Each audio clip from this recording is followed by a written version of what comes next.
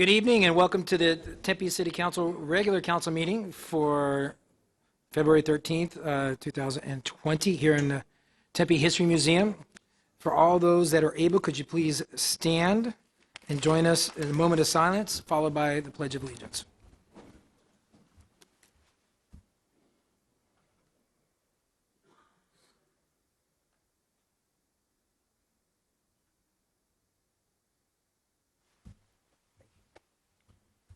I pledge allegiance to the flag of the United States of America and to the republic for which it stands, one nation, under God, indivisible, with liberty and justice for all. Bless you. With that, we'd like to call on Councilmember Chin for the meeting minutes. Thank you, Mayor. I would like to move for the acceptance of meeting minutes represented by items B1 through 12. It's been moved by Councilmember Chin. It's been seconded by Vice Mayor Cubey. All those in favor, please say aye. Aye. All those opposed, same sign. That motion does pass. And now I'm going to come down to the podium. I have some announcements.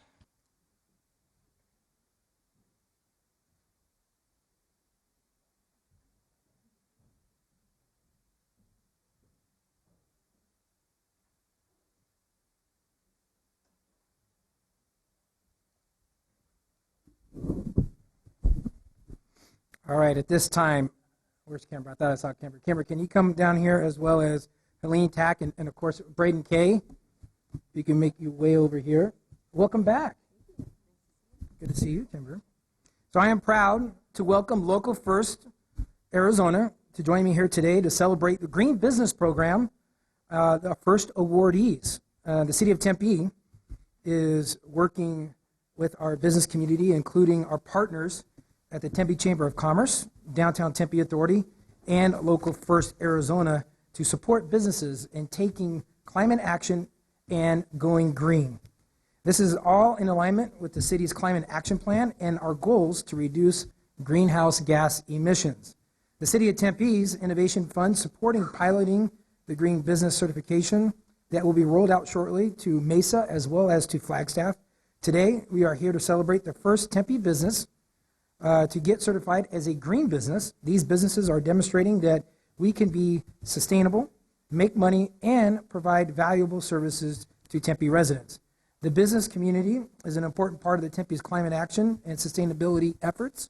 A huge thank you to Helene Tack, of course, Kimber Lanning, and the Local First Arizona team for creating this first in the state certification. I'm so excited for the businesses that are here today, and I'm grateful for their commitment to sustainability. I'm now going to turn it to my good friend Kimber Lanning to introduce each business and their awardees, and we're recognizing them. Kimber, thank you. Yeah. Let me grab these.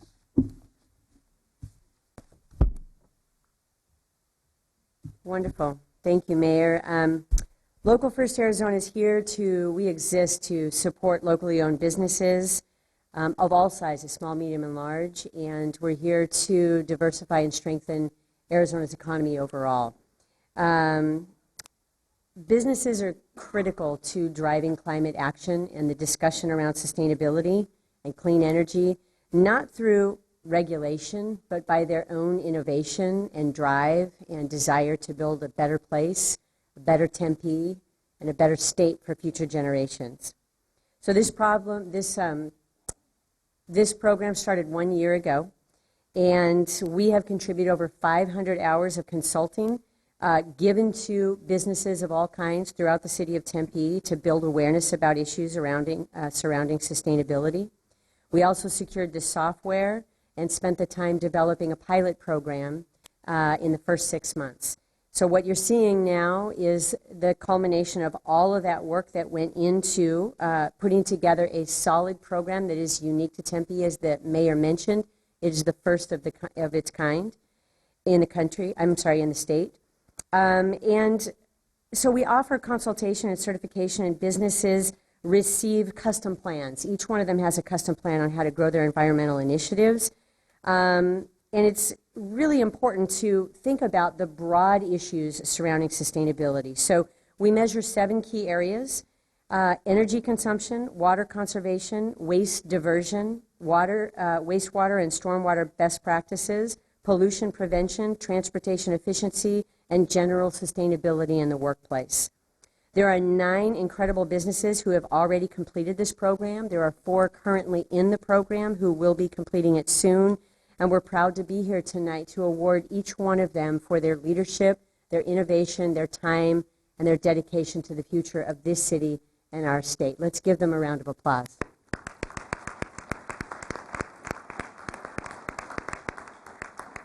And I would like to thank the mayor and the council members of the city of Tempe for taking the lead on this conversation, and they're doing so in bringing together a position, an Office of Sustainability, and investing in a nonprofit organization to lead the charge in partnership. It really has made a difference, and many of the other cities across the state are taking notice. We already have a few more jumping on board. We really do appreciate the opportunity to do this work, and I just deeply appreciate your leadership, so thank you.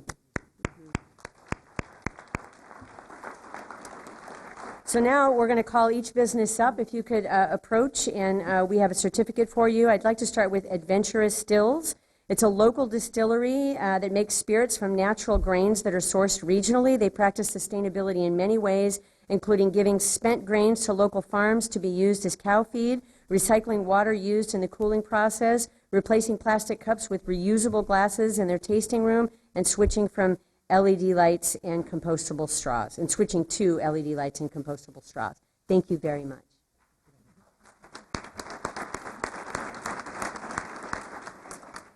All right, next up is the Art Resource Center. It's a hidden gem.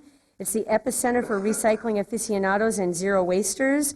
Founder Sherry Zeitlin and her team divert tons of materials from the landfill, including paper, paints, fabric, bottles, containers, and basically anything imaginable, and offer it for reuse by artists, educators, nonprofits, and the general public. It's the Art Resource Center.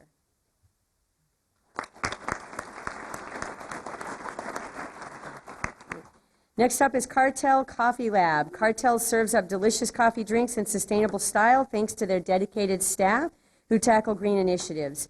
Energy is conserved through the facility by using Energy Star appliances and smart thermostats, and a large amount of food ingredients are sourced from local farms, which limits the miles it travels. They reduce and recycle as a priority, and coffee grounds and food scraps get composted. Cardboard, plastic, paper, and cans are recycled ongoing. Thank you, Cartel.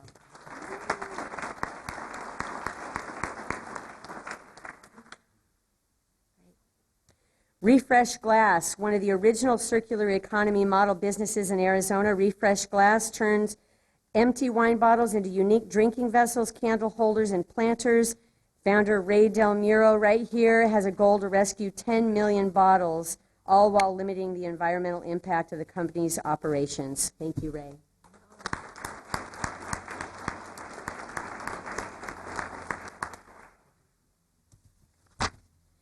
Soul Sports. Finding the perfect running shoe at Soul Sports is easy thanks to their fantastic customer service, but you might not know all they are doing to be sustainable. They keep hundreds of pairs of shoes out of the landfill by giving store credit to customers who donate their used shoes, which are given to various charity groups. Shoe boxes are donated to local schools and reuse centers, and packaging materials are saved and reserved. They have a water refill station, which eliminates the need for bottled water. And they recycle all their cardboard, plastic, paper, and cans. They also have LED bulbs in their exit signs.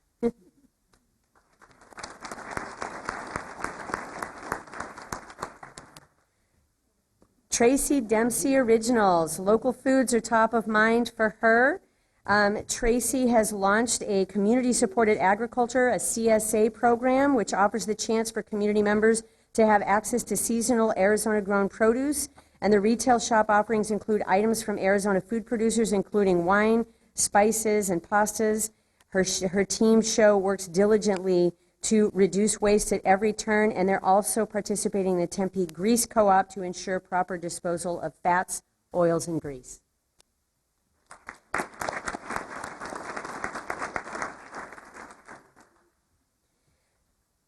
Truce is making chemical-free cleaners that remove grime from your life without compromising your health.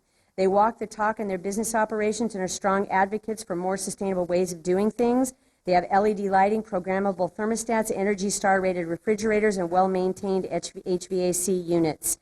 They eliminate chemical air fresheners at their facility, and they ship products in with environmental impact at the forefront, using only previously loved boxes, complete with stickers asking the recipients to also reuse or recycle.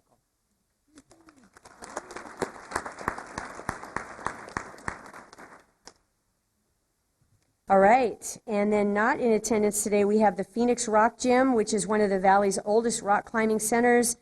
They do a ton of work replacing all of they overhauled all of their facilities to increase their energy efficiency, and they conserve water as well. And Arizona Apparel Foundation, many of you know them. Oh, they are here. Oh, awesome. Arizona Apparel Foundation, the passionate team, they are changing the local fashion scene by offering Arizona designers a place to hone their skills in an eco-friendly manner. They do a lot of different work. They create tote bags made from event banners and fabric scraps. They practice energy efficiency by using programmable thermostats and occupancy sensors.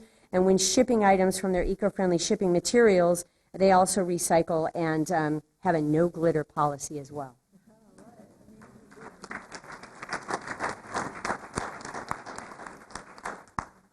Wonderful.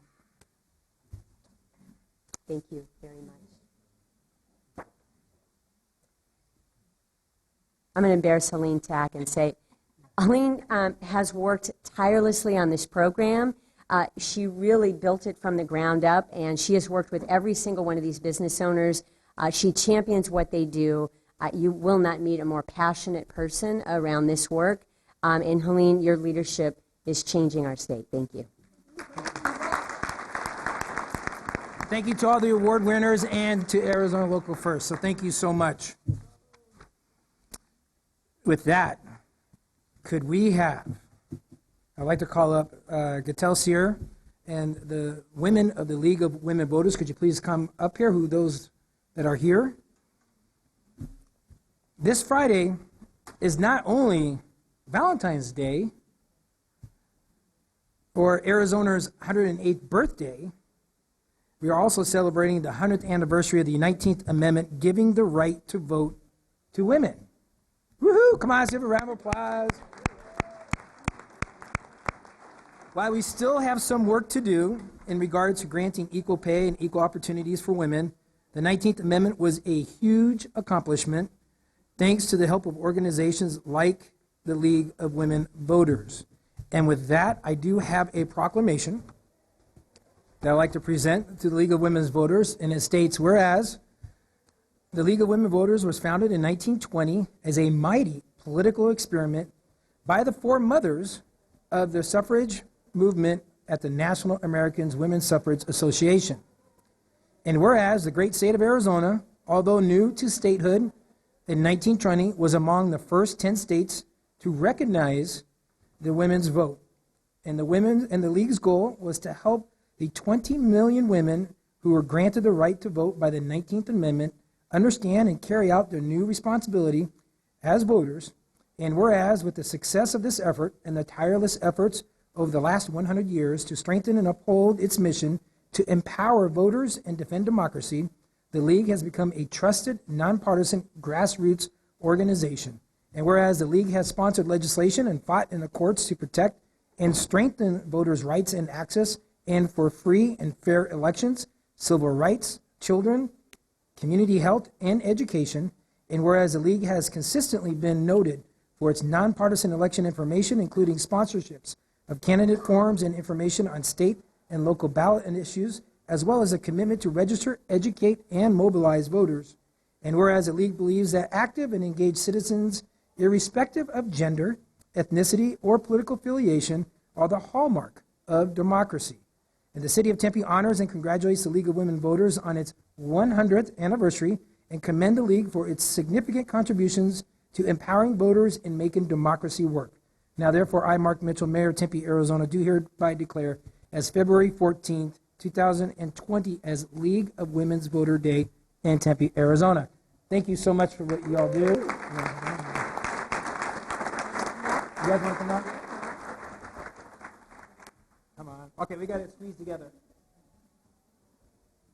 I actually feel tall. I'll be fine. I don't often, but I do now.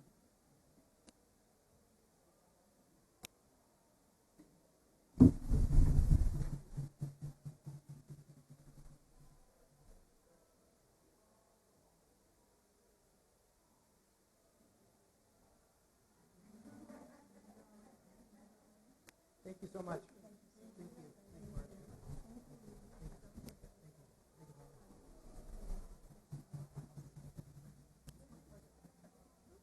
Mark.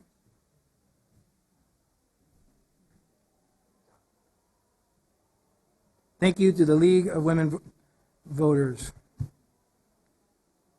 Now I'd like to call up Troy Rudolph, who is the president of the Elite Sports Builders and the Kiwanis Tennis Center renovation project team. How you doing? The Kiwanis Tennis Center recently received another national award for its outstanding 2019 tennis complex renovation. The American Sports Builders Association recognizes elite tennis centers throughout the United States, and the Kiwanis Tennis Center was selected as the 2019 Outdoor Tennis Facility Bronze Award winner. This elite honor and awards are based on several criteria ranging from the design to the type of construction materials used to build the courts, the renovations attributed to the recipient of the award, and enhancements to the Kiwanis Tennis Centers that include post-tension concrete courts with plexi-cushion playing surface, energy-efficient LED lighting, increased shaded spectator seating, fully accessible ADA court access, and the PlaySite Smart Court technology. This allows for enhanced instruction and to live streaming of court play. So please join me in congratulating the Tennis Center renovation team and in recognition of their efforts in earning the 2019 American Sports Builders Association Outdoor Tennis Facility Bronze Award. Let's give them a round of applause. Very good, man. Thank you. Thank you. Now I feel short.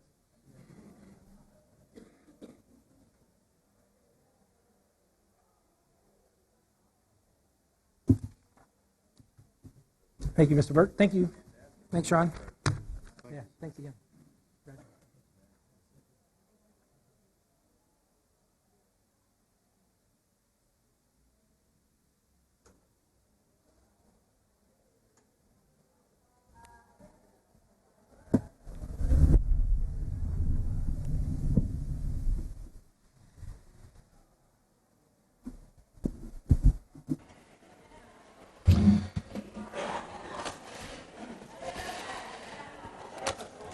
Now, I know there are individuals here this evening to speak to us at the end of the meeting during the public appearances portion of our agenda regarding the county attorney's decision not to charge former Officer Hine in the death of Antonio Arce.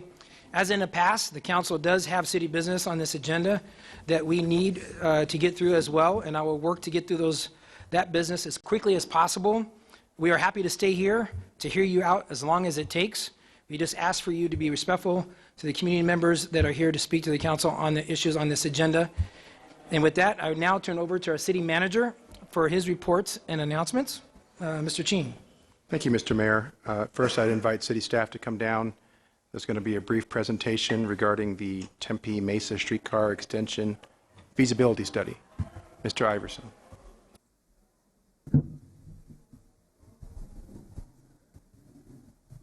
Thank you, Mr. Ching, City Manager. Mayor, members of council, I'm here quickly to give you an update, a little snapshot in time as to where we're at with the Tempe Mesa streetcar extension feasibility study. This project is attached to two of your performance measures that are listed on the screen here. One is our 20-minute city measure, and the other one is to improve the transit satisfaction in the city's public transit system. Quick overview, and you all have seen this map before. This is the map of the location area that we're looking at for possible future streetcar extensions. These are unfunded extensions. We're looking at this is a study to look at where those would possibly go and connect with the now under construction streetcar project. So we're looking at, on the west side of Tempe, Priest Drive as a limit, on the east side, Country Club Drive, in Mesa, and then Baseline Road on the south as our project limit, and then the river or Rio Salado Parkway on the north. We are partnering with Mesa financially on this project. We're sharing the cost of the study, and then the project is being led by Valley Metro, our regional transit agency. We have been doing a lot of public outreach, as we shared with you the last time we appeared here, and we're sharing this information with you tonight in addition to all the boards and commissions and other public information right now. So these are some of the other stakeholders that we have been reaching out to in Mesa and in Tempe, key stakeholders that we may identify as destinations that could be connected with future streetcar extensions. We have also been going, as I mentioned, out to the boards and commissions that are listed here. And then we have been sharing the streetcar information at related public meetings at the Urban Core Master Plan outreach process, as well as other streetcar meetings. The process that we have been going through, we started with a sort of a high level in that project limit area, looking at potential corridors. These are really arterial streets that would be appropriate to connect to the project under construction now.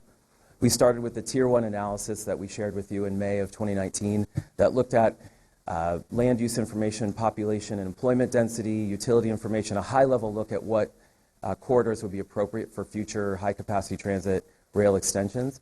And then where we're at today is sharing with you the Tier 2 analysis, which is the more in-depth analysis of what corridors are appropriate.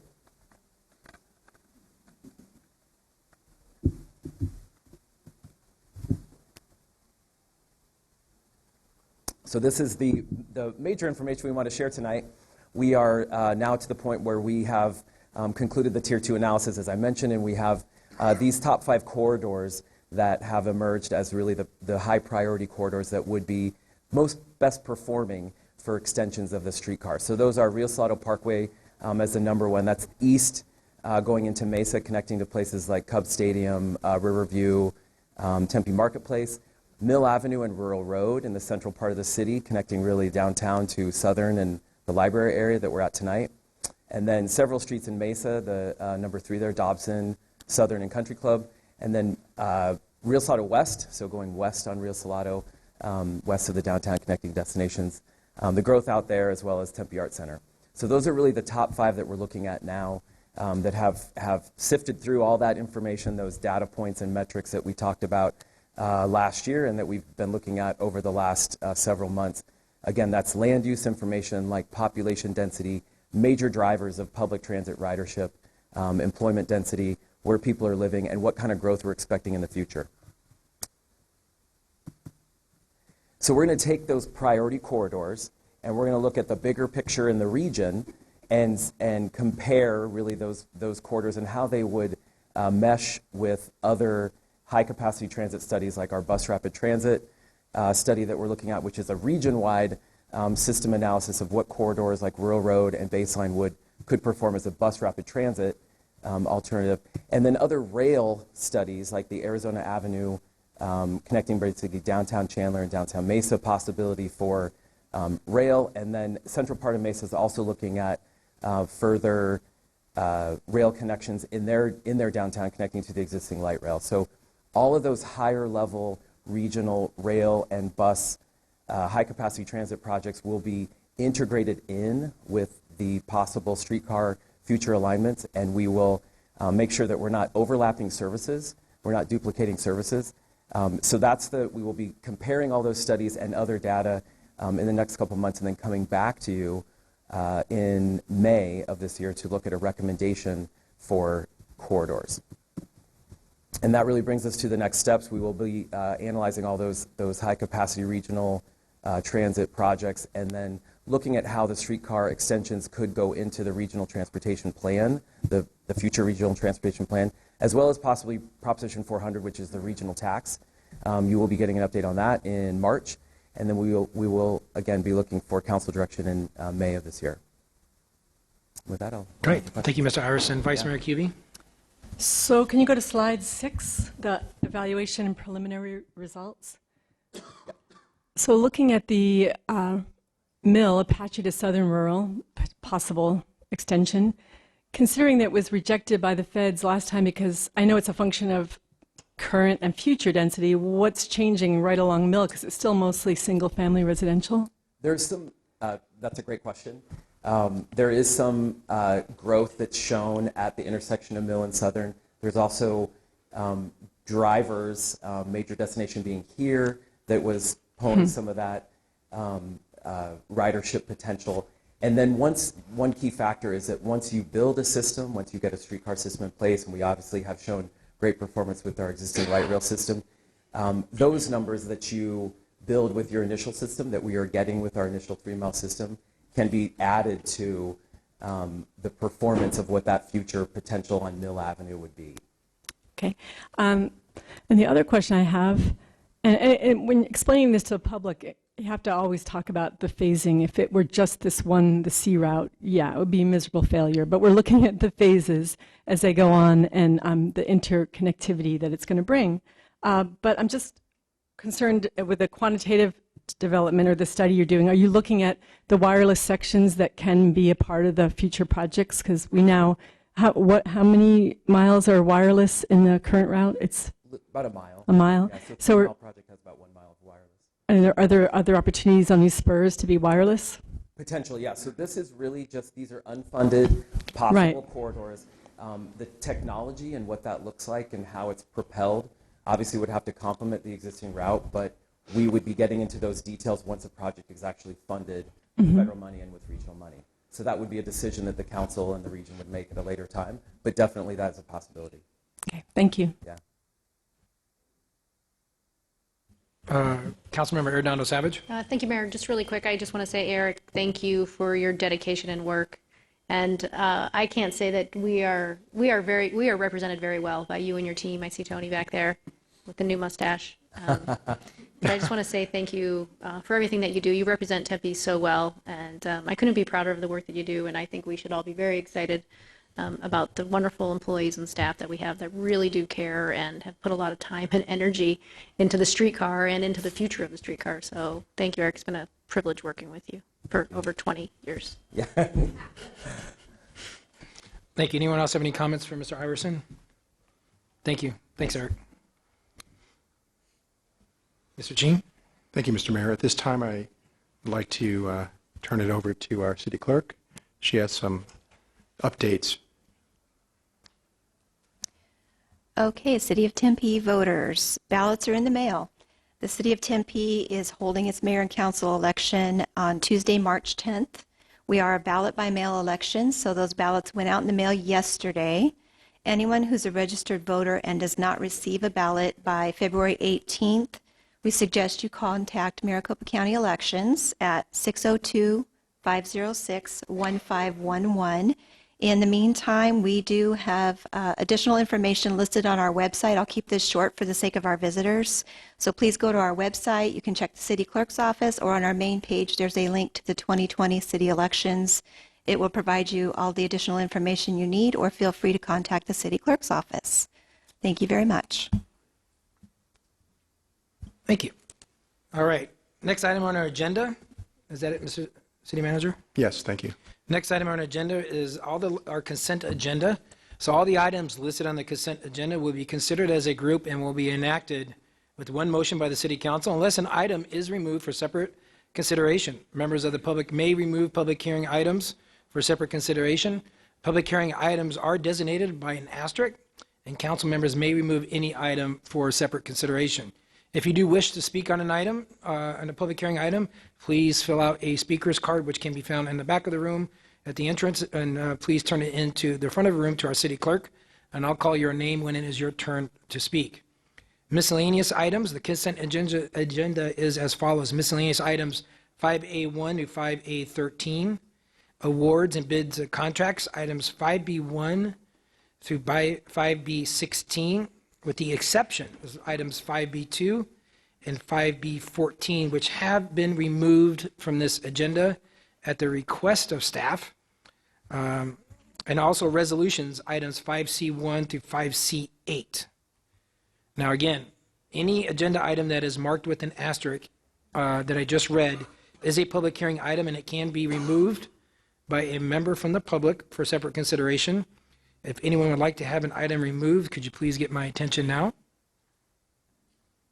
Seeing none, I look to my council colleagues on the consent agenda as read. There's a motion by Councilmember Keating and there's a second by Councilmember Arredondo Savage. For all those in favor, please say aye. Aye. Are those opposed? That motion does pass 6-0. And for the record, Councilmember Adams could not be here with us this evening. Now, moving on.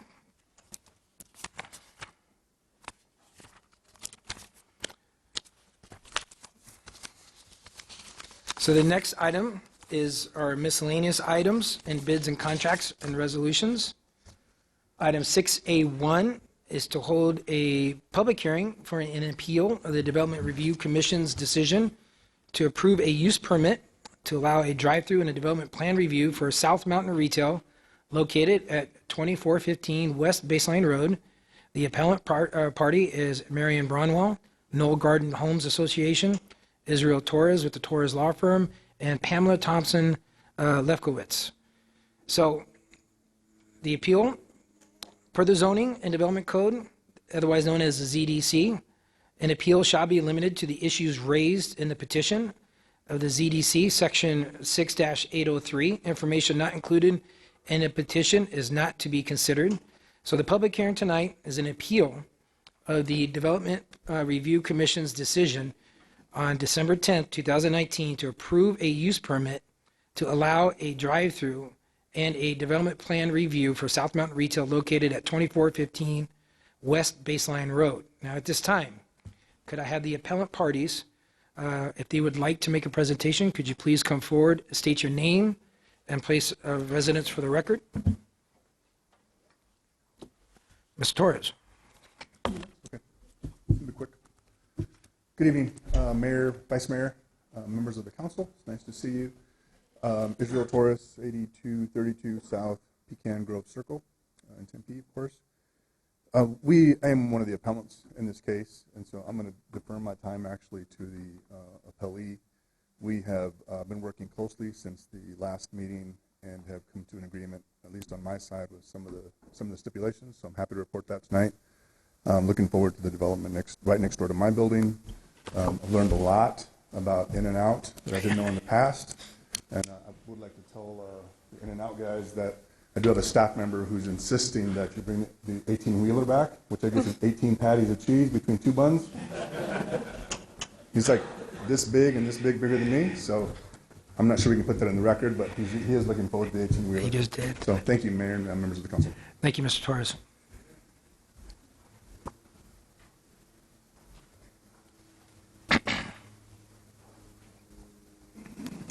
Hi, my name is Marion Brownell, and I live on the neighborhood just across the street from where In-N-Out is going in. And we did, at the last meeting, you had stated that you wanted us to meet with the developers, and we did, and we also met with city planning staff, and we expressed all of our concerns that we have, because everyone seems to know about our congestion in our neighborhood and the issues that we have getting in and out. And that we feel that with the drive-throughs that we're still unacceptable. We wish, the walk-in would be better, and that we had asked the developer for some items, and they did do and change their drawings for those, which we do appreciate. We had also asked for a median, and they stated that medians on our entrances off of 48th Street, and they had the developer denied those because of other issues. But we still feel that traffic cannot be solved in our area, and that we feel that we cannot go forward. We hope that the city will let us go through a grant to put the medians in to help with the cut-through traffic that we have. And right now, we're opposed. Okay. Thank you. Hi, I'm Pamela Thompson Lefkowitz. I live in Knoll Garden Villas. And I happen to be on the board of my HOA, but I do not represent them. I'm representing myself on this. My concern is twofold. I think that the traffic issues on Baseline need to be addressed by the city. I did a full letter. I can't read it tonight. I'm getting over having that crazy stuff that's going around. But maybe they can read it for me. I have a copy here, but I would like to, I'm fine. I realize the university needs to have food places on the south side of Baseline for their students.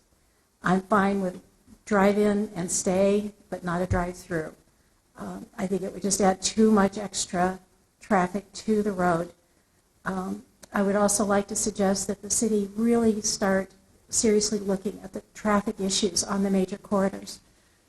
And one suggestion I would have is that you begin to involve the people who live and who live in the areas and manage businesses and own them to help come up with solutions. And perhaps even hire an architect to come in and do like a planning day that would help to come up with creative ideas for solving these crazy, crazy problems.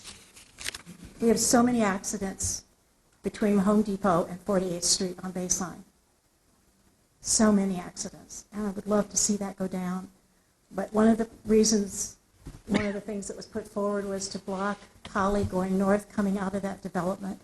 I think that would pose serious problems for people in the residential area that would want to go in and get an In-N-Out burger or go to Starbucks. They would have to make a very dangerous either right-hand turn and cross 3 lanes of traffic, very congested traffic in a block to 2 blocks to cut through Fry's Electronics to get back into the neighborhood. Or they would have to try and make a very difficult left turn and go down to 48th Street and go north to get into the neighborhood. We have 2 ways into our neighborhood. So based on that, I would just ask that you do consider my letter that I put in. I would like to read it, but I don't think it's wise. Thank you. Thank you. All right. Now, this is a public hearing item. I do know that anyone else would like to speak on this? If you could, then could we get a representative? I think Mr. Gilbert?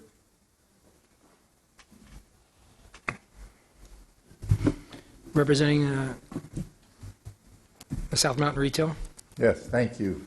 For the record, my name is Paul Gilbert. I'm a member of the Buse Gilbert law firm, but a nice guy.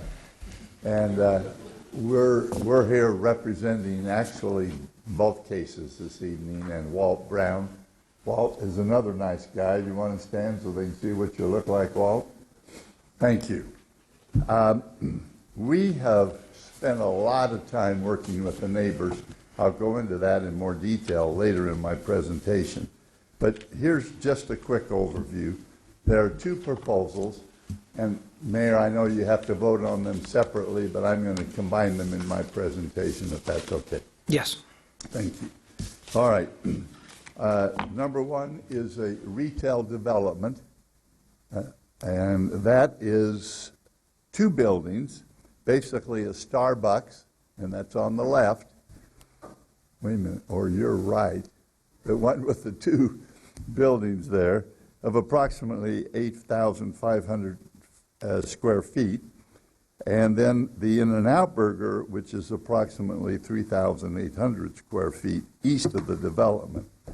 An overview of these 2 proposals is shown by this site. This is clearly an infill proposal. There's no question about that.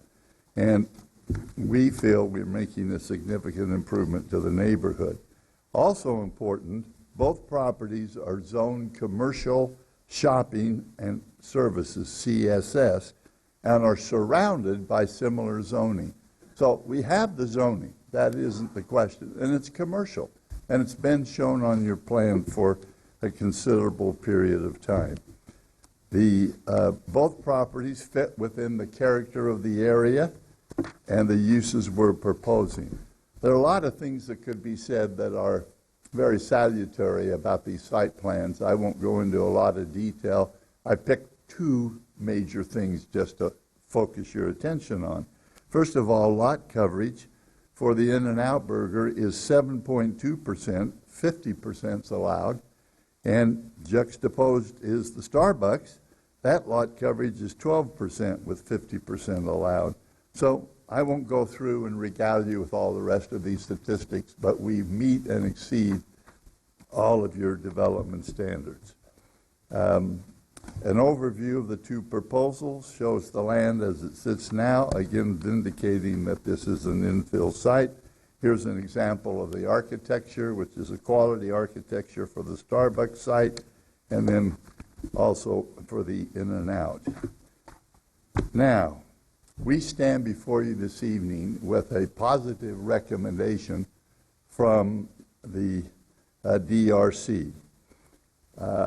Since the DRC meeting, we were requested by them and specifically by you to work with the neighbors. We've done that, and I'll go into more detail later on in my presentation unless I'm boring you too much, but I'll try to move it with some dispatch. So we reached out to Israel Torres. I think he confirmed that, and we've worked out some stipulations with him, which we're prepared to present to you, and he is no longer opposed. The staff also supports this and has approved both cases. So we're here with the DRC and staff approval. I think it's important to note as we reason together that the only minor comments that the staff had on both of these applications didn't have anything to do particularly with the drive-through. Basically, one, they wanted to incorporate CMU masonry, and the other one, they wanted more articulation on the north facade. We did both of those things, and as the staff concluded in their report to you, the applicant was amenable to all of these recommendations. Now, let's talk particularly about the outreach to the community. Again, we followed your instruction. We've had numerous discussions with Mr. Torres. We think we have resolved, well, we know we've resolved the issues with him. A couple of reasons why. Here is some screening that shows, I'm not the screening yet, but this is what Israel will view when he looks across to see the Israel office building In-N-Out Burger. But we are going to put up landscaping, as you can see, that shields the In-N-Out Burger, basically from his office building. We've worked out the wording of that stipulation. We also did a sound study that I'll talk about in just a moment. We're also going to provide enhanced landscaping with mature plant material on our site adjacent to Mr. Torres's facility. Importantly, we did a noise study. That seemed to be a concern for the Mr. Torres's office building. That noise study was verified. The baseline road already will continue to be at the ambient noise level even when we're there and in full swing. And any noise from the In-N-Out Burger will be masked by the noise levels and ambient noise levels of baseline road. Importantly, the drive-through, which is often a source of noise for In-N-Out Burgers, is located by the canal with a long queuing lane for the pickup windows far away from the adjacent buildings. Also, the trash compactor, which is also potentially a source of noise, is placed back and also behind a wall. I'm not going to regale you with the details of the noise study, but they're summarized on this sheet, and we can go into more detail if that's a concern. Let's go to the stipulations. We're proposing that we provide the association where Mr. Israel's office building is located with a $3,000 payment to the association, and they can use that to do the landscaping and redo the landscaping and fencing. They're concerned about cut-through traffic from the bus stop that is further in front of our place this way they can control the traffic through their office building. We're happy to accommodate that. Now let's talk about our outreach to the residential neighbors to the north. This one was a challenge. They were concerned because of the Cala Los Cerros, I hope I'm pronouncing that correctly, that traffic would come up and be a burden to that neighborhood using that street. So we retained Chuck Wright with Kimley Horn, who is here this evening, and he prepared several important findings with his traffic study, which has been submitted to and approved by your staff. And his findings have never been refuted by anyone in any of the hearings. Importantly, compared to the many uses that would be allowed, the drive-throughs draw a significant portion of their customers from the existing travel that goes along Baseline Road. So In-N-Out Burger and Starbucks are primarily not destination places. Those people are already on the street, traveling along, and stop there. On the other hand, many uses that would be permitted under the existing zoning, and remember, we talked at the early part of my presentation that this is zoned. So this is not a zoning case, but many of these uses would generate much higher traffic than would we produce even with the drive-throughs. The percentage of primary trips for In-N-Out Burger is less than 50%, and the primary trips for Starbucks is 20%. So basically, our traffic report indicates that only 50% of the trips that go along Baseline will stop at our restaurant. So we are not going to significantly add to the total traffic. Furthermore... Excuse me, sorry, can I ask a question? But earlier, just a minute ago, you said that you didn't think there'd be increased traffic because people are already on the road. But now you're saying maybe even 50% are going out of their way to go to the In-N-Out Burger. So that seems to be contradictory. No, what I'm saying is the traffic is already there on Baseline Road. Right. And 50% of the traffic will turn in and not be primary traffic. So it isn't, I'm not explaining this very well, it isn't a destination location. So they're already traveling back and forth. They see the In-N-Out and turn in. And that's what our traffic... But for about 50%, it is a destination location for In-N-Out. Didn't you say that just a minute ago? If you go back to, yes, right, 50% okay. is for In-N-Out, but a much lower factor for Starbucks. Okay.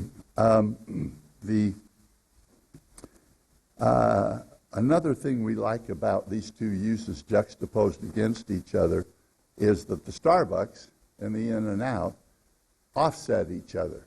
When one's busy, the other is not. For example, the Starbucks drive-through generates the highest volume of traffic in the morning before the In-N-Out Burger is even opened. The In-N-Out Burger drive-through generates traffic later in the day. So these two uses have different peak hour activities. That's what I mean by complementing each other. Now let's talk about the percent of increase in traffic total based on our traffic report for Baseline Road. The percent increase in traffic on any segment of Baseline Road due to the new primary trips generated by the proposed development was determined to be 0.68% in the peak hour and 2.17% in the PM peak hour. That is not a significant amount of traffic juxtaposed against the traffic that is already there along Baseline. Now, there are a lot of other uses that could go on this given the zoning that is extant on the site now. Other uses that would be allowed by right on the site, and this is without a public hearing, just as a matter of right, they're allowed under the zoning. They're listed there. I won't go through all of them. But all of these generate traffic that would be equal or maybe even greater than what we're proposing with these two uses. Now, we have reached out to the community to the north. The majority of them, albeit not all of them, were concerned about traffic traveling north onto their neighborhood. So we decided, what could we do? We met with them, and the majority were supportive of having some type of what we call a pork chop diverter at the driveway to limit the traffic going north. Dennis, you want to put that up there? This shows what the pork chop would look like. We hired, again, Chuck Wright of Kimberly Horn to do a complete study of this. We met with your traffic personnel, reviewed this with them, and they gave us some very good suggestions on the dimensions and configurations, and they suggested that this would be a good solution to the problem, and we're proposing that as an additional stipulation. So, in summary, as your staff commented in one of our meetings when we were working through the traffic and the pork chop, quote, this property is unique due to its ability to access Baseline Road from an existing signalized intersection. What better place for such uses? And we agree. A couple of technical things. This appeal was not from the Knoll Gardens Village HOA. There's a letter in your file saying the HOA is not appealing this case. That's a mistake that is listed on the appeal itself. There are some individual members, but not the HOA itself. So we have done, I think, a very good job of reaching out to the neighbors, and one of those is the university that is located immediately adjacent to us to the west. And we have a letter in the file, and I'll just summarize the salient parts. Quote, we are extremely pleased with this project and offer our complete support. We welcome the much needed food service. So there's the neighbor on our west in enthusiastic support. Now, this is a use permit, so we have to meet certain criteria. And I think I'm going on too long, Mayor, so I'm going to make this brief. I'm getting the signal. All right. We can't have any significant increase in traffic. We've already pointed out to you that the increase in traffic is very insignificant, 0.8 and 2.17. We can't be a nuisance. No one is claiming we're a nuisance in this case. I won't develop that premise any further. We can't contribute to the deterioration of the neighborhood. Clearly, we're an upgrade for the neighborhood and meet that criteria. The next criteria is we have to be compatible. We've already pointed out the other uses and the other zoning are basically identical to ours. And then there has to be adequate control of disruptive behavior. And I think that's rather axiomatic, and I'm not going to go into a lot of detail there. So, in summary, finally, thank you.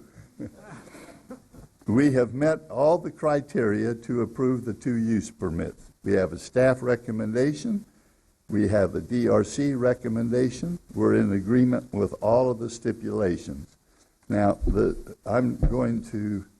stipulations we've got up there, these are all stipulations that have been negotiated with the neighbors. I'm not going to go through them unless you wish me to. Okay, I got the hint. So these stipulations then were done in response to your admonition to us to work with the neighbors. I think we've done an admirable job, pardon the hubris. And these stipulations are acceptable to us, and we will incorporate them and ask you to incorporate them. Can you just briefly go over the stipulations that you have? Yes, I sure can. All right, stipulation 2, let me go through them. Stipulation 2 has been revised. Developer property owner shall install a raised channelized medium, i.e. pork chop diverter at the driveway shown on the Kimberly Horn graphic dated 2/11/2020, Exhibit 1, to restrict the northbound cross-through traffic at the intersection of Cala Los Cerrillos Drive and Baseline Road, subject to the review and approval of the engineering department. That's the pork chop I talked about. Then the other 25, 26, and 27 deal with Mr. Torres's property. 25 basically says we'll provide the enhanced landscape screen that I showed you in my presentation earlier, and that the landscape screen with mature plant material along the east boundary line will be maintained and replaced if it's necessary and within 30 days. 26, the owners shall provide a fee in the amount not to exceed $3,000 so that the association can put in landscaping on a wall to screen and protect their homeowners or their property owners association. And then lastly, we've agreed that no building-mounted signage shall be allowed along the east building elevation. So those are the stipulations that have been negotiated with the neighbors. So we think we've done what you asked us to do, and we think we are a very good neighbor and that this is a very welcome use recommended by the DRC and your staff, and we hope you would concur. Be pleased to answer any questions. Yes, thank you, Mr. Gilbert. Any questions for Mr. Gilbert from the council? Yes, Vice Mayor. I say thank you so much for reaching out as we requested to the neighbors and to the other appellant. And I just want to send the message out near and far. It's by carrier pigeon if we have to, but it's always better when developers work with the neighbors and the next door neighbors and the neighborhoods earlier in the process. It saves you money, it saves us time, it saves everybody a lot of energy. And although it's not a perfect solution, you've come up with solutions, and I really do want to applaud you for that. Thank you. Lesson noted. Anyone else? I just need to you have a comment? Councilman Navarro? Thank you, Mayor. Yeah, I was just more towards the staff, and I just listen to the neighbors. Now, obviously, you guys went out of your way to work with the neighborhood to try to get some things done, and obviously, we still have individuals that, it's not going to be satisfactory. But at the same time, I think that the city also does need to start looking at the medians in that area. What are the city of Tempe area? I know it's a complex area because Phoenix is bordered right up in that area. But I know that with the right-of-ways and with other, I guess there's no potential of other uses, but just looking at the right-of-ways and the traffic flow, if there's anything else that staff can see, I would like to have a report or at least just some education on that. If there is some good with some certain right-of-ways and mitigating some of the neighborhood access.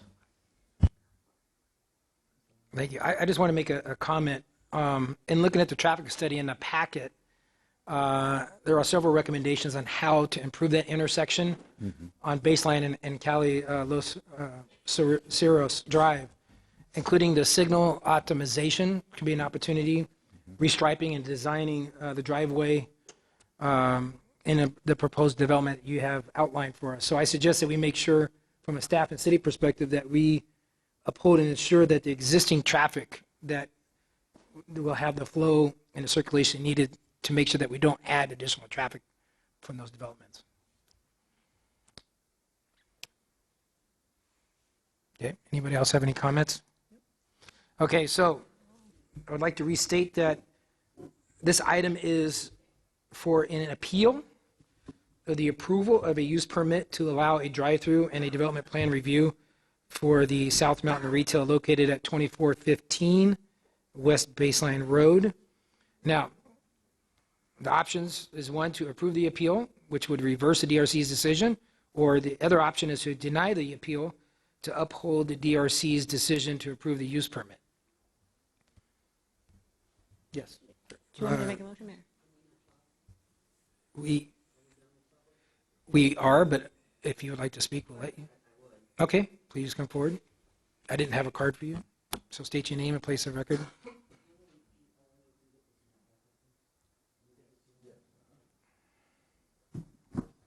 I'm not a public speaker, so this is really tough. My name is Barb Brooks. I live on Desiree Lane in Canal Gardens. I've lived there since 1989. I live by Wendler, so I'm aware of what we went through way back when Wendler closed, when it was full of cut-through and speeding. When that happened, it forced all the traffic in from 48th Street, of course, to go down Cali Los Cerros or to cut through the neighborhood. So we were, from the city, able to work with people in the past to get speed humps on a lot of the streets off of 48th Street, Minton, Dunbar, through the neighborhood to try to slow people down.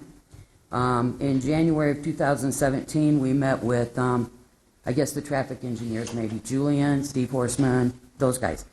And we met with them early in the year, we met with them later, we had several conversations.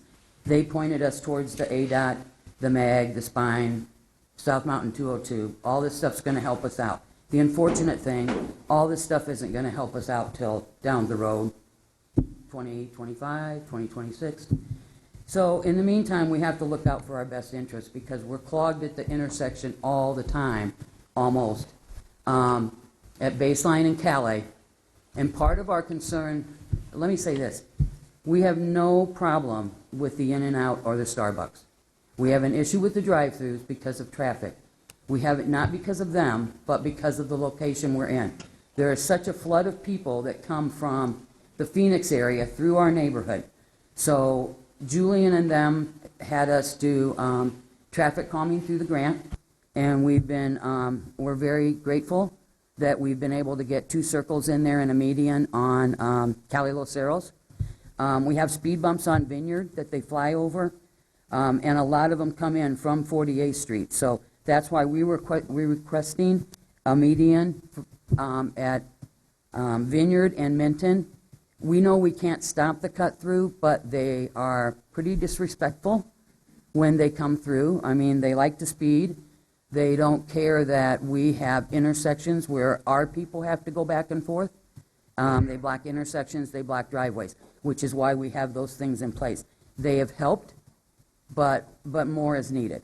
So we are asking for medians, and the problem we have with that, or I guess the question we have, can we be allowed to submit the grant, the Marianne Corder grant, use that to get us medians at Minton and Vineyard without having to go through a bunch of traffic studies. I don't know how they do a traffic study when you're coming in an entry like that. Does that make sense?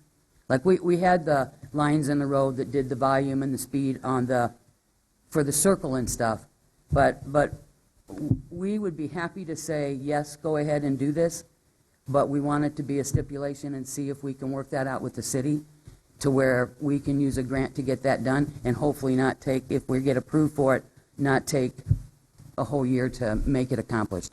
They wouldn't be very big because we got to have room for the cars to get in and out, but just something so people know we're a neighborhood and they need to start slowing down. We've worked with Shelley, we met with Shelley Seiler over trying to get some, we're lacking on some of our truck notices and local traffic only and those kind of things. So we're working, we talked to them about getting that. And the other thing is the intersection. We were a little concerned that when you look on his map, and it's hard because you don't see the Cali lines there, we had talked about split phasing the stoplight like Kyrene and Baseline, where the cobblestone is and that new Starbucks went in, but where the cobblestone is where east and west has the right-of-way most of the time, but like cobblestone gets a light coming out, and then we have to wait, and then we get the light. And we know that inhibits all that congestion on Baseline, so it's going to be hard to do that way. But if they're coming out of their pork chop, which they were nice enough to put in, they're supposed to go in that first lane, and more times than not, that first lane there is going to the I-10 east towards Tucson. And that one is backed up not just to the crosswalk, but in the intersection. We understand that once that's a 4-way, that might stop them from being in the intersection, but if they're all the way backed up to the crosswalk, and we're coming out from the other direction, and we're got a left, there's nowhere, something's going to happen. We can't both, they can't be going right and us going left at the same time. When the traffic is backed up, and we have, I think there's pictures in your thing. When the traffic is backed up, the far lane that they're going to be coming out of going to the east I-10 is backed all the way back, and currently it goes all the way across because there's a fence there and it's a dirt lot. Thank you, Barb. Your time is up. But thank you. We let you. I mean, just so you know that we already asked for public comment, but we wanted you to hear you. I did submit a card. Okay, I apologize. Hi, Council. Hi, Mayor. So I've been up here before for another project. So first off, the only one person, they only had the. Can you state your name, please? Oh, Trish Jasinski, 2605 West Vineyard Road. I've lived there for 15 years. I was the president of the neighborhood association for the last 14. So I'm very active in our neighborhood, and I talk to a lot of people. So I was one of the people that got the speed humps. I've been in touch with Parks and Rec, all that kind of stuff for a lot of different issues. So I live on Vineyard, which I call the little raceway. Okay, so even with the speed humps, like Barb was saying, people speed over that. But anyway, let's get back to this project. It only passed the board for permitting by one person. And so two of the people that voted against it said that they understood what we were talking about, because they actually went and drove that intersection before they came here. And I actually have to, I'm sure a lot of my neighbors are the same way, I have to plan when I can go that way. So between 4 and 7, I don't try to go out to Baseline. If I want to go somewhere, I go all the way around, and I sit on Southern. That's how bad it is. And you're talking, dozens and dozens of cars that stop in the intersection. We've tried for years to get the city to do something, put X's, do something to stop people from to park, like parking. That's kind of like what they're doing in the intersection. Now, I'm a marketing and public relations professional, so I did research on Starbucks and In-N-Out. And In-N-Out is the #1 restaurant, destination restaurant in the entire country. Have you ever gone past one of their restaurants that doesn't have a dozen people or more sitting in the drive-thru? So those people are going to be spilling out onto Baseline, right? That's a problem. People go to Starbucks all day long up until the nighttime. It is not just it's only in the morning kind of place, okay? I work downtown. I work for the sheriff's office. I can see people from the court with carts of Starbucks at 3 o'clock in the afternoon, okay? People go there all the time, okay? Problem is like they were saying, the cut-through traffic is only going to get worse, okay? And the quality of life, that's why I moved to Tempe, okay? And I've seen it going down. But I know that this project, I'm not totally opposed to it, but it's not going to work the way it is, because we're not stopping, just like the couple of people on the board of permits. They're like, you got to look into stopping these people from being able to come into the neighborhood, because that does affect my quality of life and everybody else's here. There's also a park where kids are running and people are driving by. And I'm very upset about it because we've been up here before with other projects. But this one, you have two of the biggest destination retailers in the country, Starbucks in the world. Don't tell me it's only going to increase 2.6%, because it's not. Because the other Starbucks is like two miles away. So what if it's commercial? Why not put something different there that's not going to attract hundreds of people every day? And when it was zoned commercial, that's before hundreds of thousands of people moved to Maricopa County, the fastest growing county in the country. We already can't handle the amount of cars we have in that area. So why add more to the problem? And we're the ones that have to deal with it, not these other people. They're going to build their restaurant and drive away, but we're the ones that have to live there. And it's getting harder to stay there. It's getting harder to stay in that area, And you want to be happy where you live. You want to be able to get out of your neighborhood, and we just can't. And you can put a little sign that says, don't block intersection. That doesn't work. But stopping people from coming across northbound, #1, and going southbound. Let them have to sit in the traffic and turn right into when they go to get a burger. Have them turn left to go into the Starbucks. That's what they have to do down at the other Starbucks. Those people that live there don't have to deal with people driving in front of their house. Hundreds and hundreds. And I thought the other neighbors were going to have pictures and everything. I would have brought pictures, but even during a regular day, you can count 25 to 30 cars sitting on Calle Los Cerros out to Baseline. And I hope you all know exactly where this is, because, yeah, you probably avoid it too. But I just hope you really give this some thought, because it's there's a lot of people that would have liked to be here, but they aren't the kind of people like me that'll get up here and tell you. But I really do hope that that sheds more light on it. Thank you. And question, just out of the blue. Yep.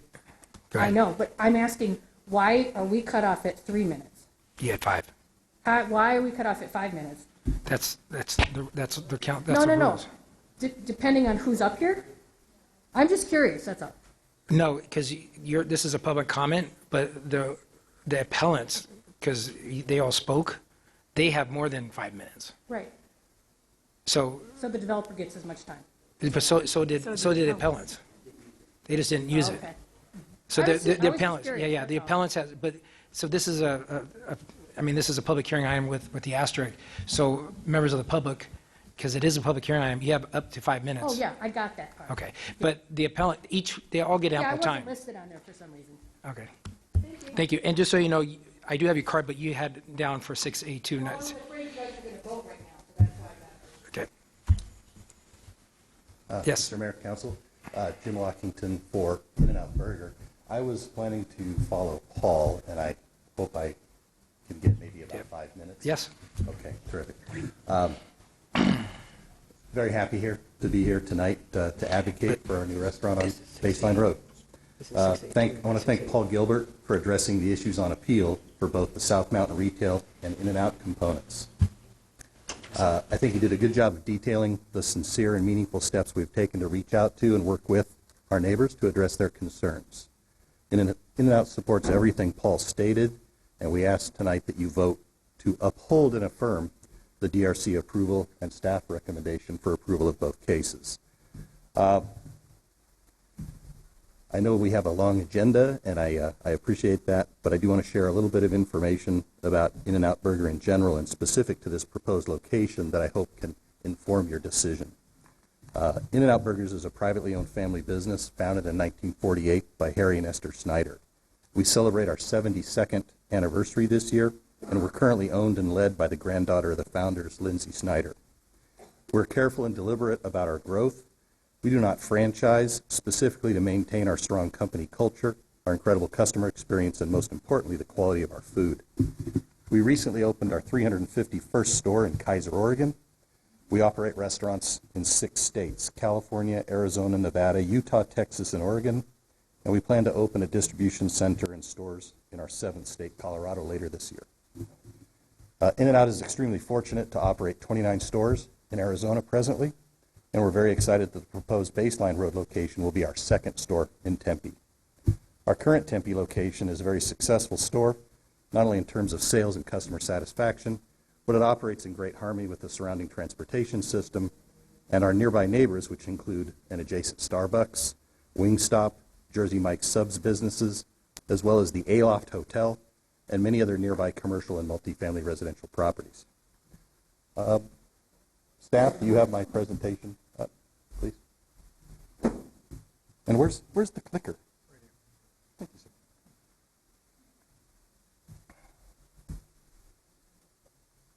So the overhead screen displays the company's 3-part mission statement, which I'll let you take in as I continue my remarks. I will say this, though, I'm extremely proud to represent a company that takes this mission statement very seriously. If you'd like any examples of how our business practices implement this each and every day, let me know. I'm happy to oblige. This next slide is the In-N-Out site plan. Notable details of the site plan include generous setbacks from all property boundaries, all of which significantly exceed the minimum requirements. There's excellent vehicle circulation with no dead-end parking, no dead-end drive aisles. There's 56 parking stalls and a 15-car drive-through queue whose entry is at the very rear of the site. This next slide is the landscape plan, which provides landscaped area that is 27% of the site. This is almost twice the city minimum requirement of 15%, provides a very generous quantity of trees, shrubs, and ground covers.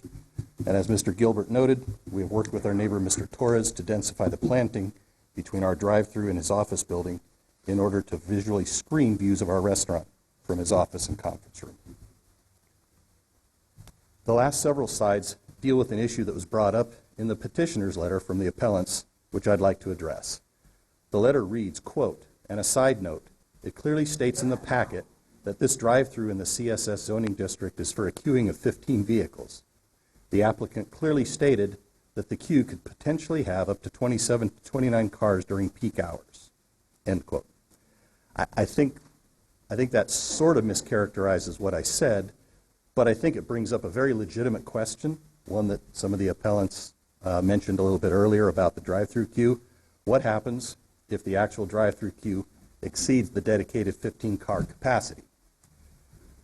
So as you can see, the entrance to the drive-through is at the very rear of the site along the canal. It's over 340 feet from Baseline Road. This design element is very, very purposeful. It's done to ensure that the in-out queue will never extend out onto Baseline Road. So as cars enter the queue, orders are taken at the menu board speaker, which is located at the position of car number 8, which is numerated there on the screen. Standard operating procedure at In-N-Out is that once the queue reaches the menu board, associates are deployed outside with handheld ordering tablets to get orders into the kitchen before the menu board. This reduces wait times at the food delivery window.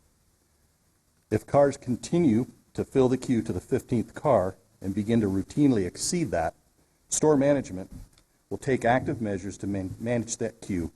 One option that will minimize impact to the on-site circulation will be to organize an extended queue. Traffic delineators will be placed, and associates will direct vehicles to queue up as shown in the next several slides.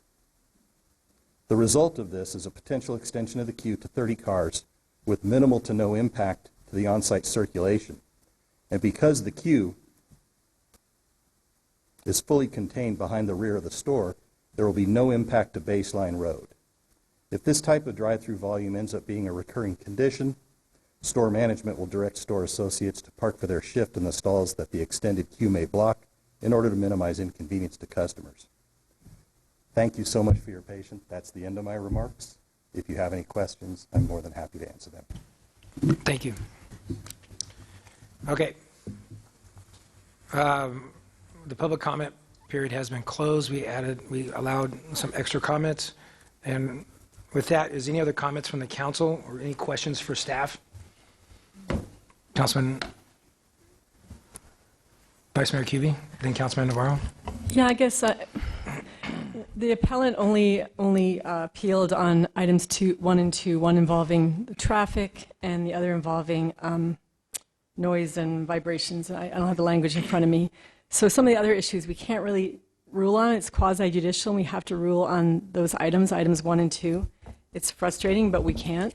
We have to follow the law and rule on the use permit 1 and 2, items 1 and 2. But you've clearly shown us that there is massive problems with the street, if not the design, then the actual practice and the traffic. And I would just want to see if we can get council consensus for our traffic engineers to meet with the neighbors and, a serious vetting of the issues that are there and talk about what can be planned in the future, including, the Marion Quarter Neighborhood Grant, which isn't usually that much, but neighborhoods can combine their monies to get more towards, medians or such. But I think we've seen there's the 2 use permits for these businesses, which, I'm going to approve tonight. I'm satisfied that there were improvements made and outreach to the neighbors and outreach to the businesses. But there's a whole other problem that's sort of independent of the In-N-Out Burger and the Starbucks. And I think they need to be approached in a really serious, dedicated way, working with the neighbors. So I don't know if we have approval for that, to ask staff to work with the neighborhoods and the businesses. I would concur. I think it's vital. We heard from our neighbors. It's no different than what happened on Wendell, because I remember that. Yeah, Wendell. So I would encourage our staff to meet as well with those neighbors. Councilmember Arredondo Savage? No, Mayor, I agree. And Barb, I just want to say thank you for thinking of outside the box and trying to come up with a solution. So thank you for doing that. Thank you for the developers and In-N-Out Burger and Starbucks for wanting to be part of our Tempe community. I think that's always a great thing. And I think they did show good faith, like the Vice Mayor mentioned, about reaching out to our neighbors and trying to accommodate the best that they can. So I certainly do appreciate that. But I have a lot of compassion for our neighborhoods and making sure that the quality of life is as high as it possibly can be. So I 100% agree with the vice mayor and the mayor. If there's a way that we can push towards eliminating some traffic concerns, I think we need to do that sooner than later. And with that, we'll have Stephen Methvin, Julian, and Mary meet with you after this. Yep. Councilman Navarro? Mayor, thank you. I have a real concern with the exiting of the traffic onto Baseline Road. So I know it backs up there, and it was a great point. Working over there in that area for a number of years at the fire station off of Baseline Road, it was a challenge a lot of times to get through. So my question is, when they exit going right towards I-10, that's where the backup starts, and to the point of where traffic goes over that line, seen that many of times, to where you can't even get in. So my concern is people leaving the complex, not just on the in and out side, but also with the Starbucks. Let's just say it's a less traffic. You still might have one or two cars already building up back there. So the real concern is not really the backup of traffic going in to get your hamburger, but it's leaving where you can't get out, and then the backup starts right there at the driveway. So that's probably my biggest concern right now in trying to think this through and trying to approve it, because that's just tremendous. And I have a concern with that. Anyone else? Councilmember Keating? Thank you, Mayor. No, I agree with everything that Vice Mayor Kuby suggested as far as meeting with the neighbors and trying to figure out some way to mitigate their concerns on this property.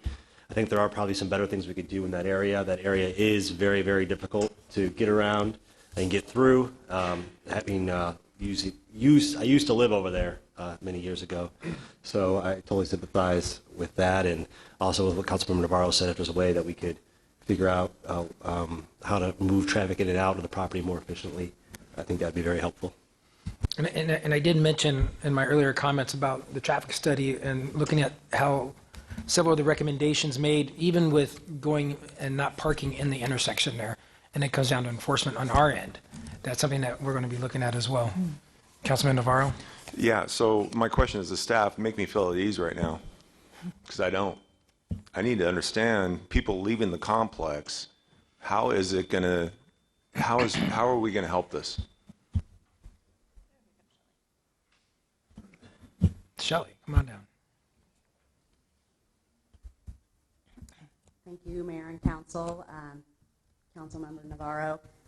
This is a difficult and challenging situation for us. Baseline Road probably carries, it's one of the highest volume corridors in the city, and that's why we urged MAG and ADOT to work with us on a study. We know the challenges actually that result in what we're seeing at this intersection are caused by the interchange itself. So we are going to continue to work with MAG and ADOT to come up with solutions.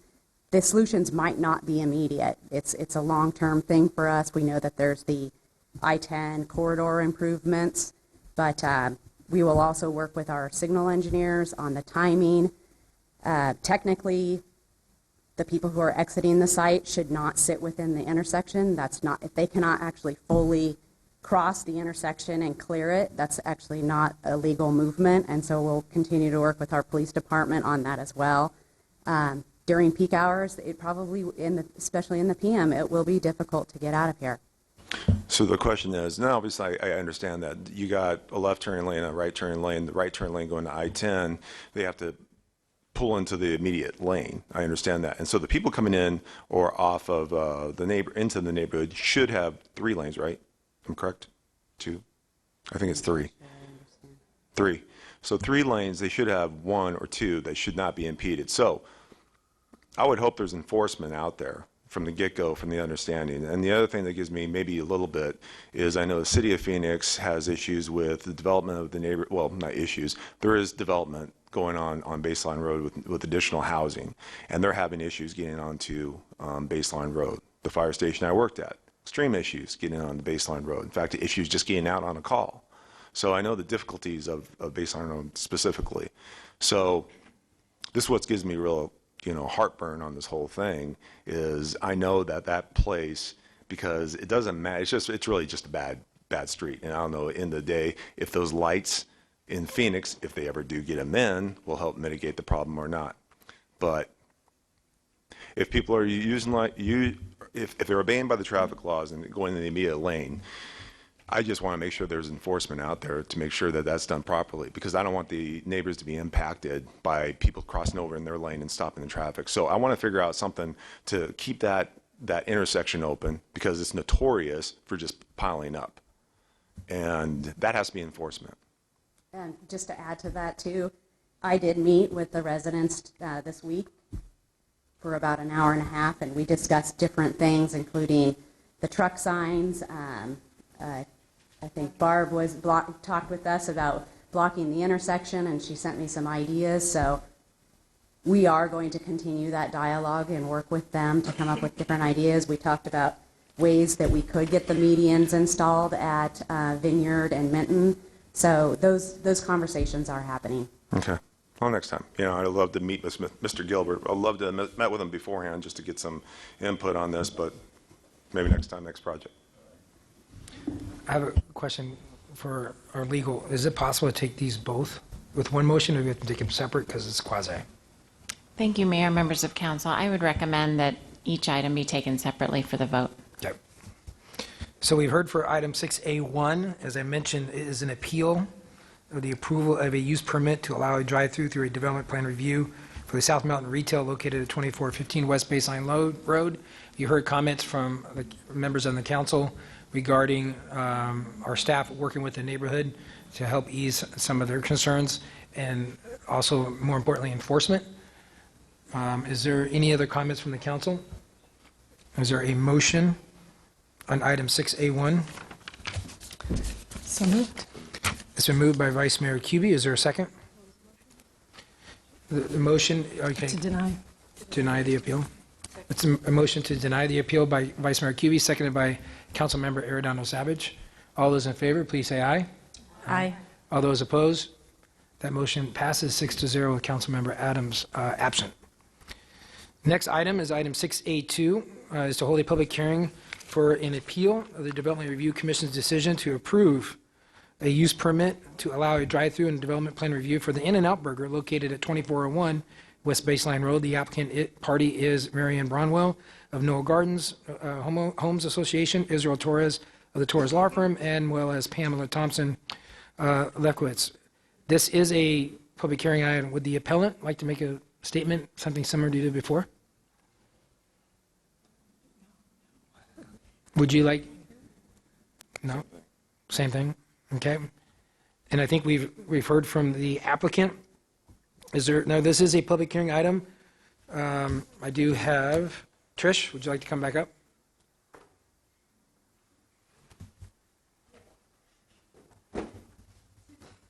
Yes. Just for the record, say your name, even though I have the card. Trish Jasinski, 2605 West Vineyard Road. What about proposing another place that's nearby for the In-N-Out Burger? There's 2 vacant restaurants buildings right there at Arizona Mills. And we all know Priest also gets lots of traffic. Just a thought. But as far as you guys were talking about the traffic flow in and out of the neighborhood, just a thought, if people couldn't come back into our neighborhood, that would be ideal. But if they were coming out of where the restaurants are and they could only go left and they can only go right, then they wouldn't be coming back into our neighborhood. That's in there with the pork chop. But that's for sure, right? Yes.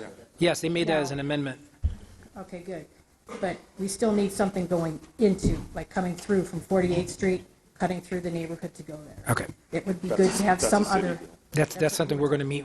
Yeah, because I understand you guys were talking about talk to the city, but we've been talking to the city for a long time, and I really, really hope that it happens. I think our staff heard loud and clear from us to make sure that they work with you. Awesome. Thank you.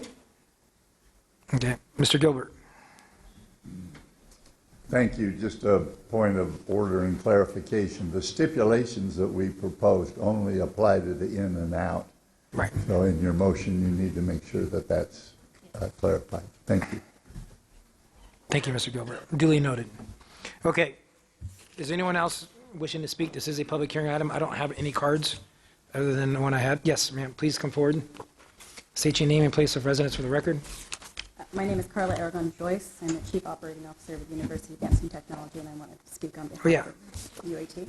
I did fill out a card. Yeah, I just saw it, sorry.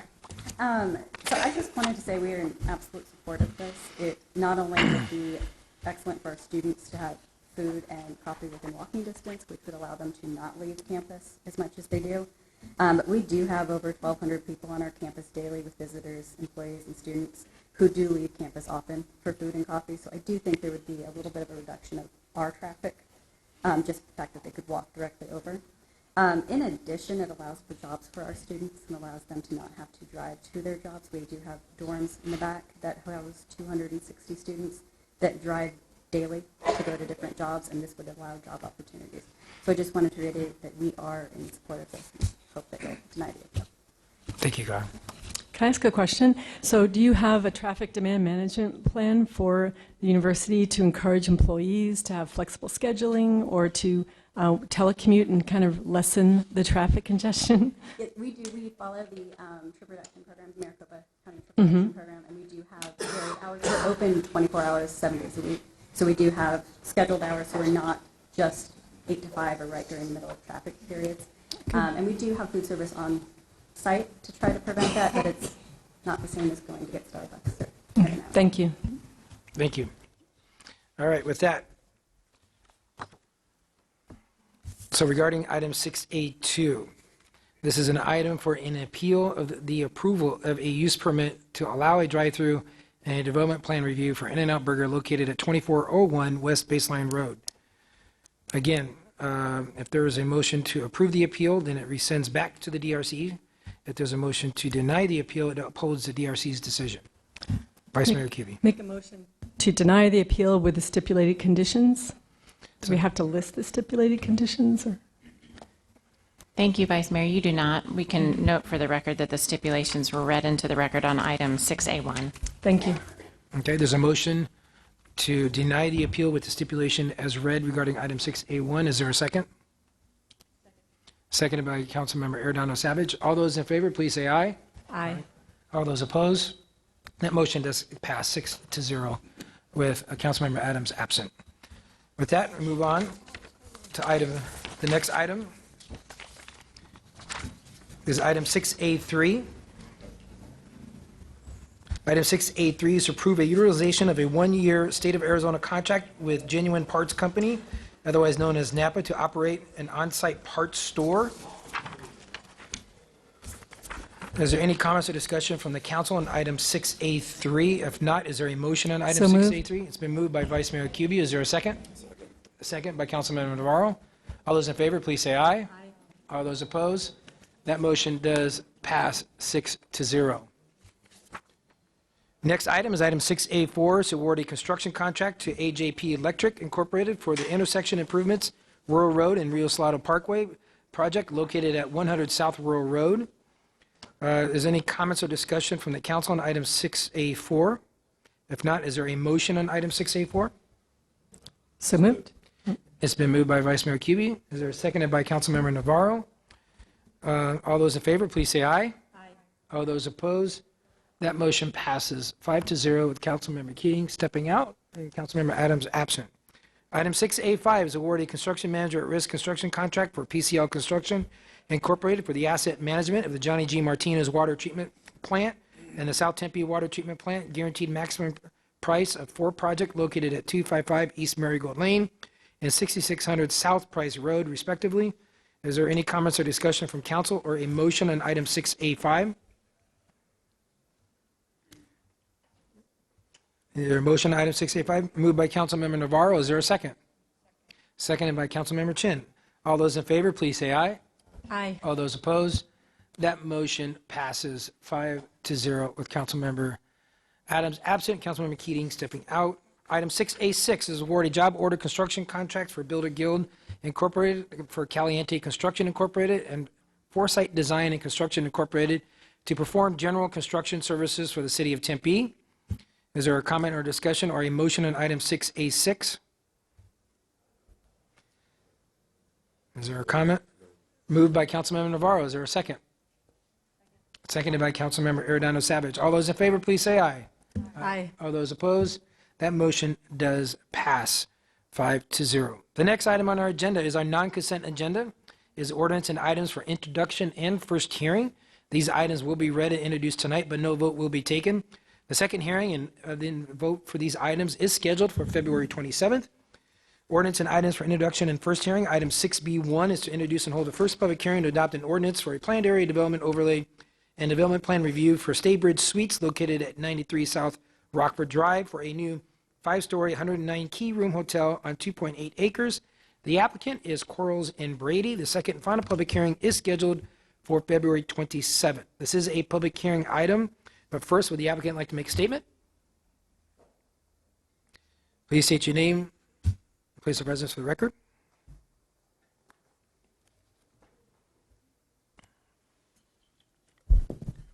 Mayor, members of the council, my name is Benjamin Graff with the law firm of Quarles and Brady, LLP. We're at 2 North Central in Phoenix, Arizona. Thank you for your time tonight. I want to thank Diana Kaminsky and staff for all the time that they put into working with this. Your staff is impeccable, as you know. Even Mr. Greg Wolf tonight helped me get this presentation up here just in the nick of time, so I really do appreciate everything that staff does. Mayor, council, maybe I could get an indication of whether you'd prefer an abbreviated review or a full presentation at this time. Do a little abbreviated one, just. Sure. That is the first hearing. Yeah, and I'd be happy to fill in any blanks. If it pleases the council, one of the first things I really like to point out, our site here at 2100 Rio Salado, the new location for the Staybridge Suites, a lot of the council and the mayor are familiar with the history here, but this is one of my favorite cases to come back to you. I've been before you a few times as we've developed this, because it's the only time in my career I get to literally say we turned garbage into something amazing. This was a landfill, as you know. These are the original sites of the landfill site, and all of the compaction and process that it took to get 2100 Rio Salado to where it is today. This wall is important. This site is actually 15 feet above grade and adds to the height requirement, which is why our PAD asks for a slight adjustment from 75 feet to 78 feet for our hotel. This is the proposed location, although this is a somewhat outdated site. And we're basically here because originally the PAD slotted 2 retail buildings for this location. As the market has changed, we've realized an addition of 109 unit, 5-story hotel will be ideal and responsive and fit the needs of the growing office and commerce area. So the PAD requests for us to change those 2 retail buildings into the 5-story hotel itself, which really fits in well with the other developments in the area. I won't go into all the detail of the prior approvals, but let it be known that council has reviewed multiple permits, use permits for multiple multifamily, retail, other uses on this site, and we've always obtained approval moving forward. Already familiar with the site itself, because the zoning is in itself heavy industrial district, we are required to obtain a use permit, and that was already approved unanimously by the DRC. I think I'll stop briefly on this slide just because this really is in a nutshell what we need from the PAD amendment. It's not just the change from retail to hotel, but it's also the request for a slight height increase. And again, the hotel is actually only 63 feet in height from grade, but the City of Tempe ordinance requires us to measure height from actually Rio Salado. So that's where the height adjustments occur. And as you probably recall, the Boyer office buildings to our north, they're actually already 80 feet tall, so this height adjustment is not on a line for that at all. I'm going to end for today with some of the just exhibits for our design and point out that the more visible site, our south elevation facing Rio Salado, we actually got some really good feedback from the Development Review Commission members prior to the hearing, and we were able to take this kind of flatter look here and develop a much more color-intense, 3-dimensional look for here. And we also have the pool moved forward along Rockford Drive and Rio Salado, which is going to allow for just a really inviting pool experience looking in all 3 directions, again with that 15-foot height. We've paid a lot of attention to materials and details. We think it's just a really good-looking project. And that being said, staff has requested a few changes to a couple of materials, which they've incorporated into the stipulations. We have no objection to those stipulations at this time. We are in favor of all the stipulations. And I can't speak for the audience tonight, but up until this morning, this case has not received any opposition, and we have not had any participation in the neighborhood meeting. And I'll end Thank it you. there for now. Thank you. Thank you, Mr. Graff. This is a public hearing item. Is there anyone in the audience wishing to address this? It is a public hearing item. Could you please get my attention? Any comments from the council? Vice Mayor? So we had a conversation about this just the other day, but with a flat roof, like as is seen in these images, there's such a potential for solar. So I'm hoping you'll take back to your client the fact that we were the first in the valley to pass a climate action plan. We haven't adopted a community solar goal, but we have our own goal as government. And I would hope that you would have solar for the parking lots and for the roof to reduce the costs to Staybridge as they operate this hotel. So I would ask you go back and consider that request. We will. Mayor and Councilmember Kuby, I want you to know that per your prior comments, I've already initiated that discussion with my client and have asked them to evaluate the opportunity for that for solar on the site. And in full disclosure, that may be a discussion that has to occur even after approval, but we'll be upfront and honest with you and let you know what we can do between now and the final hearing for that. But we appreciate your comments. I will add, we have specifically placed in landscaping with the least amount of water use. We have the highest efficiency windows, and we are looking at other energy efficiency items on site, not to mention our plumbing fixtures are incredibly water friendly. Thank you. Thank you.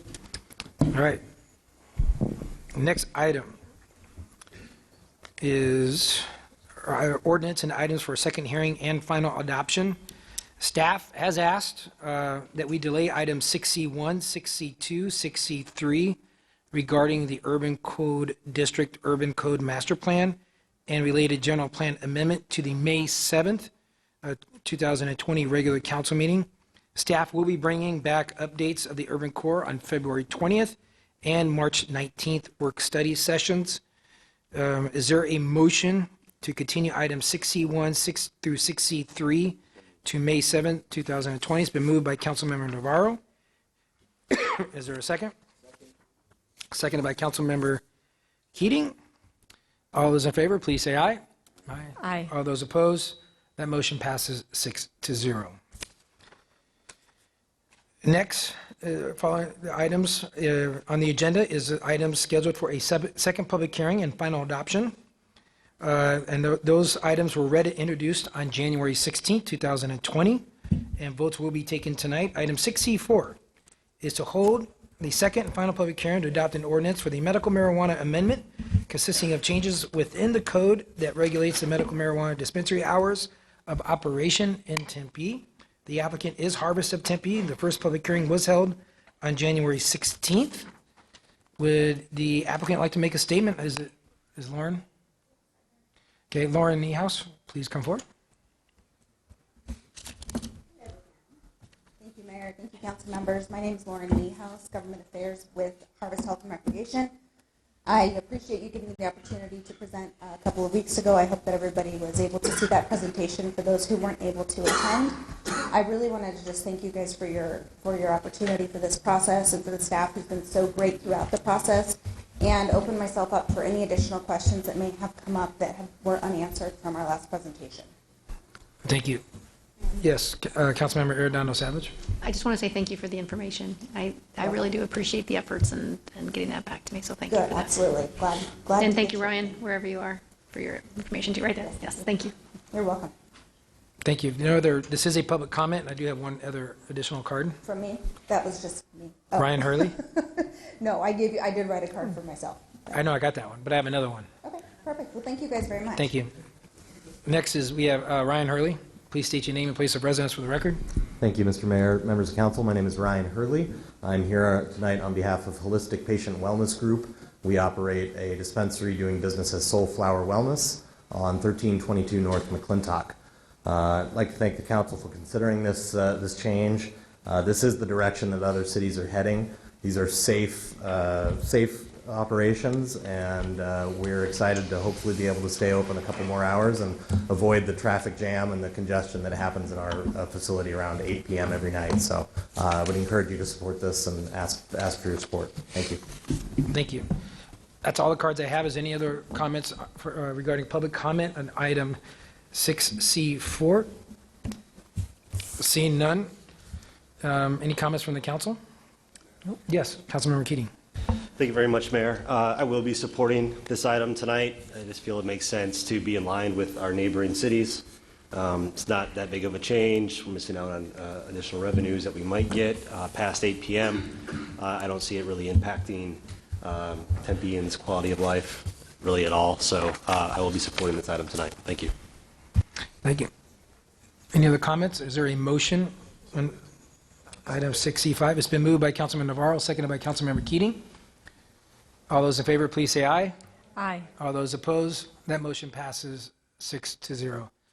Next item is item 6C5, is to hold a second and final public hearing to adopt an ordinance to adopt a subsection under the Tempe City Code Section 27-22 for sewers and sewers disposal, additional pretreatment measures relating to granting variances to requirements in Section 27-22, and formalize the best management practice agreements when such a variance or BMP would not result in the harm of wastewater collection.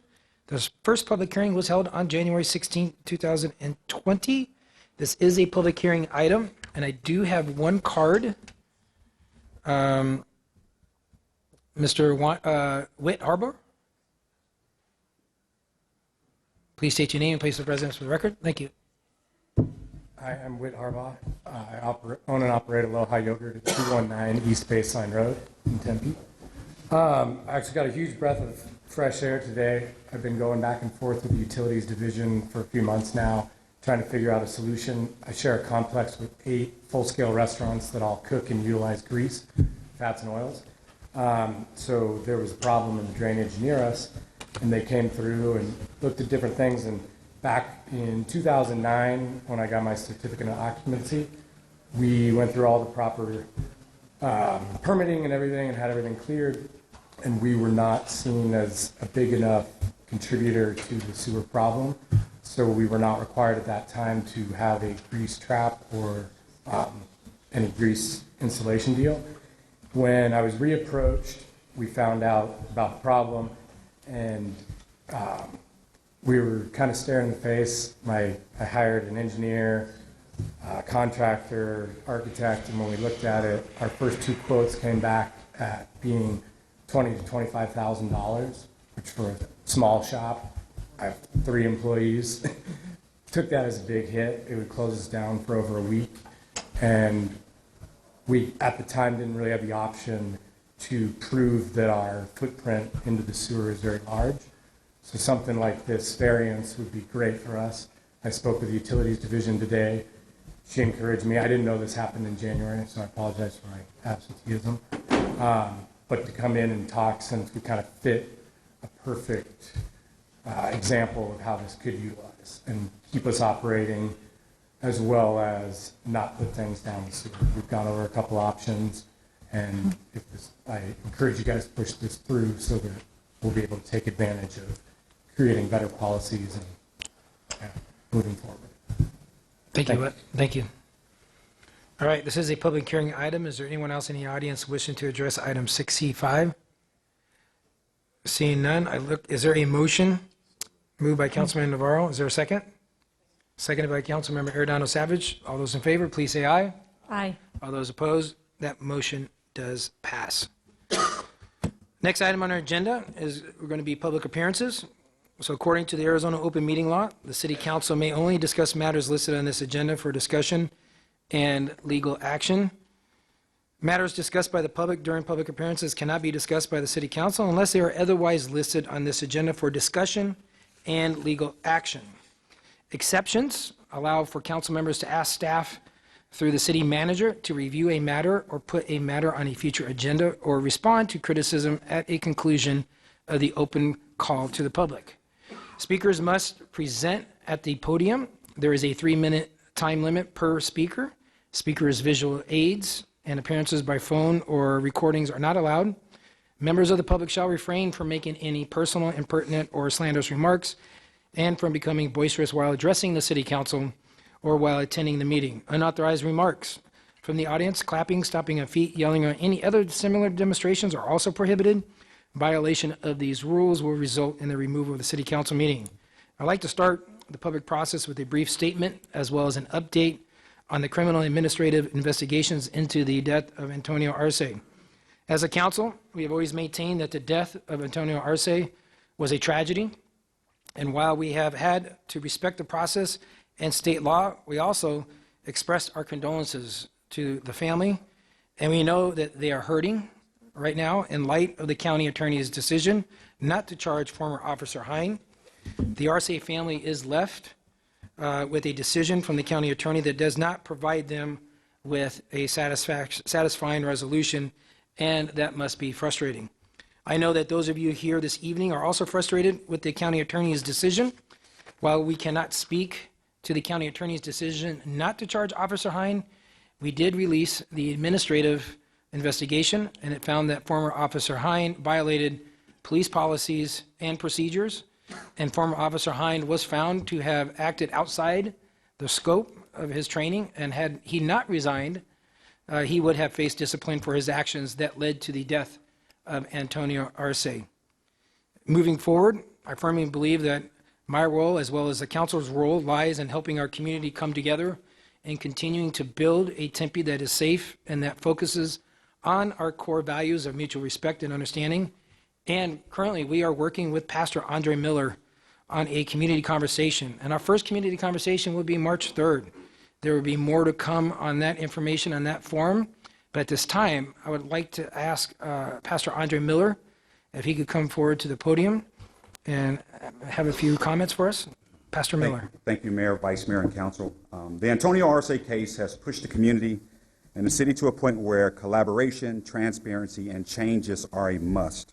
I stand here as a father of a teenager, an advocate who has dealt with the Mesa Police Department, the Maricopa County Sheriff's Office, the Peoria School District, Banner Hospital, and other agencies to do what it takes to ensure we do what needs to be done to rebuild trust and ensure the community has a collective voice that is heard. Chief Moore has committed to me to setting seats at the table for concerned citizens in March as we dive into policies that are of great concern for the citizens who are served in the city of Tempe. The mayor and council have also assured me their commitment to continual dialogue with measured, actionable items that affect us all. Not only have they committed to have conversations, but they've also committed, the council, the mayor, and the chief, the city attorney, have committed to move and have actionable items for a concerned community, and for that I'm grateful. We all understand that no one should lose their life when they have an encounter, when avoidable, with a police officer. And we should push to make sure that these occurrences like this are rare and never common, not only in Tempe, but also beyond. So I want to offer a website for you all tonight to contact me. The website is communityarmor.com, communityarmor.com. If there is any resident in the city of Tempe who has a desire to be a part of this transparent process as we move forward, please reach out to me. I'm available to talk, I'm available to share, and I look forward to being a part of the process as we make Tempe better for all who live, all who work, and all who travel through its city limits. Thank you, Mayor, Vice Mayor, and Council. Thank you, Pastor Miller. With that, now we're going to move into our scheduled public appearances. Tonight we have Ms. Verdi Hernandez. Please come forward, state your name and place of residence for the record.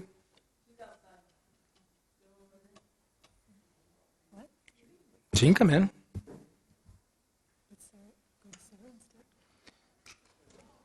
If Vidi's not here, we can go to Sarah. Sarah Tacola. Is Sarah here?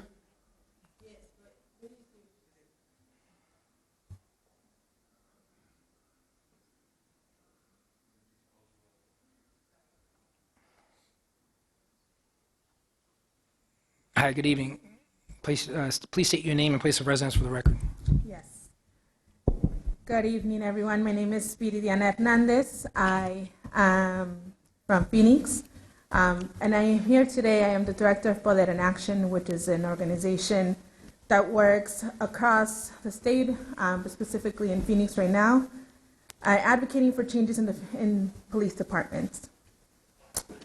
Here today because of where Tempe has been in the last few months, but also think the opportunity that Tempe has now to move in a different direction.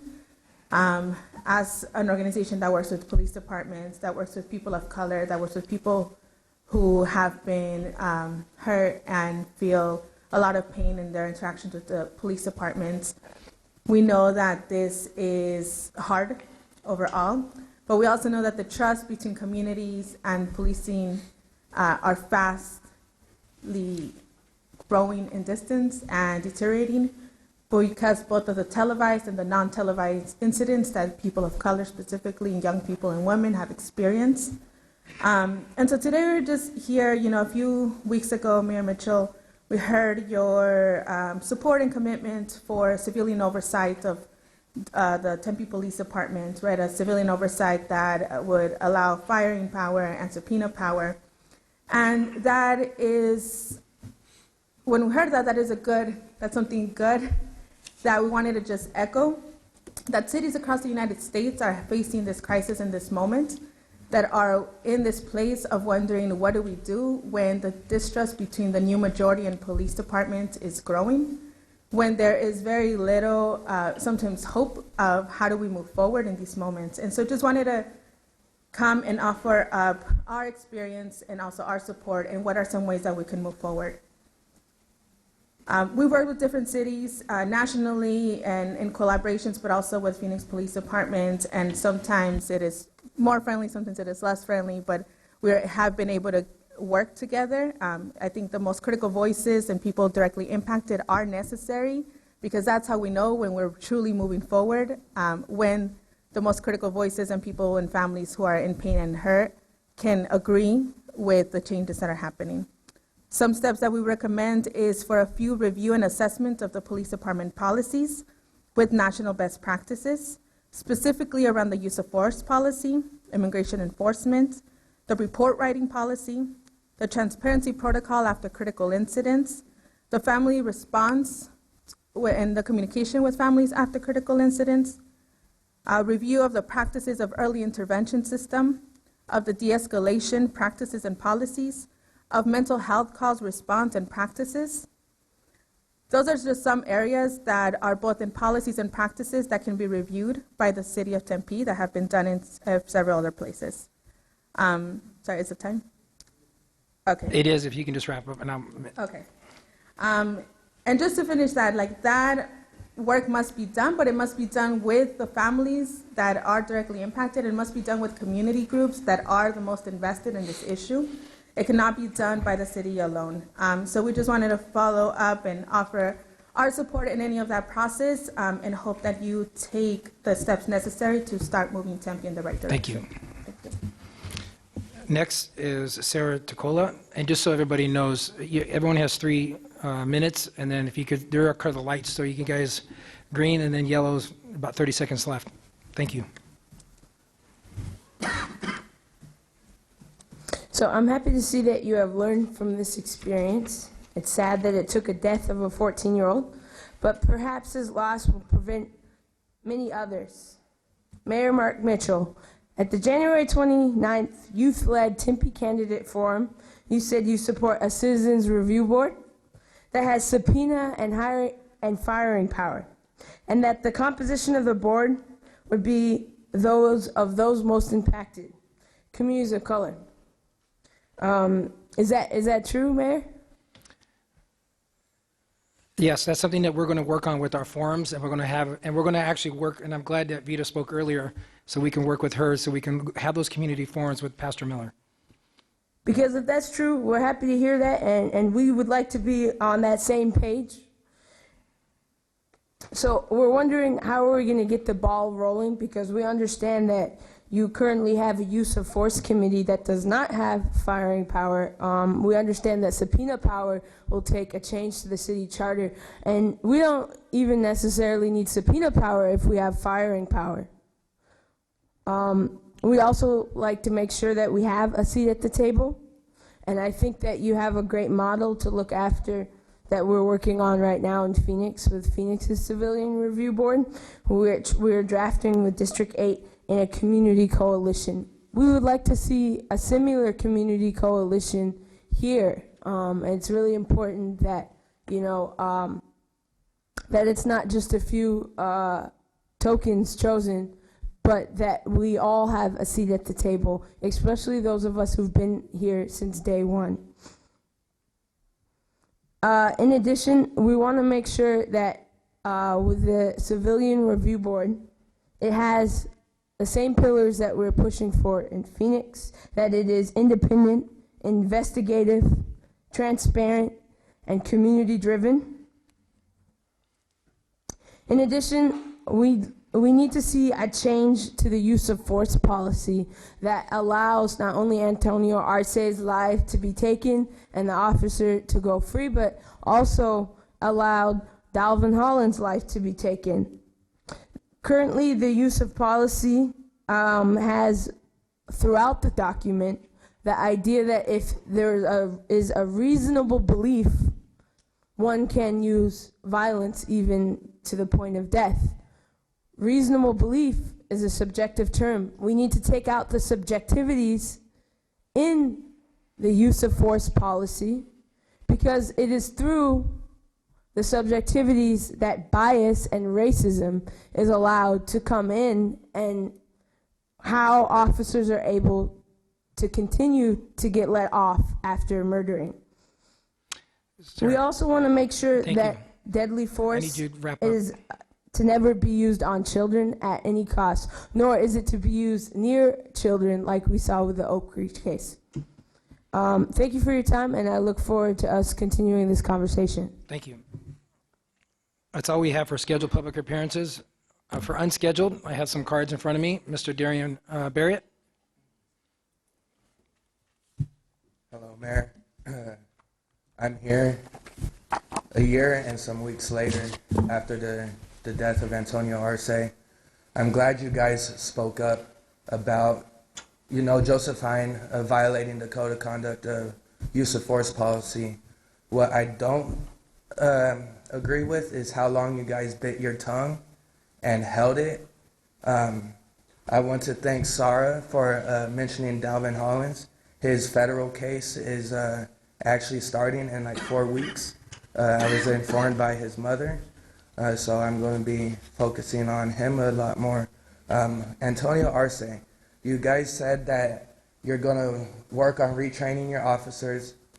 If you're going to do that, bring proof. Stop posting a picture on Twitter that says that this officer made it through training. Provide more proof. Provide a video of them going through. Provide the evidence. You guys want to rewrite the use of force policy. When we do a public records request, if I'm correct, the version we get is from like 87 to somewhere in the 90s. If we're going to rewrite this policy, we need city leaders to reach out to community leaders in order to, make this use of force policy transparent with the community and the city.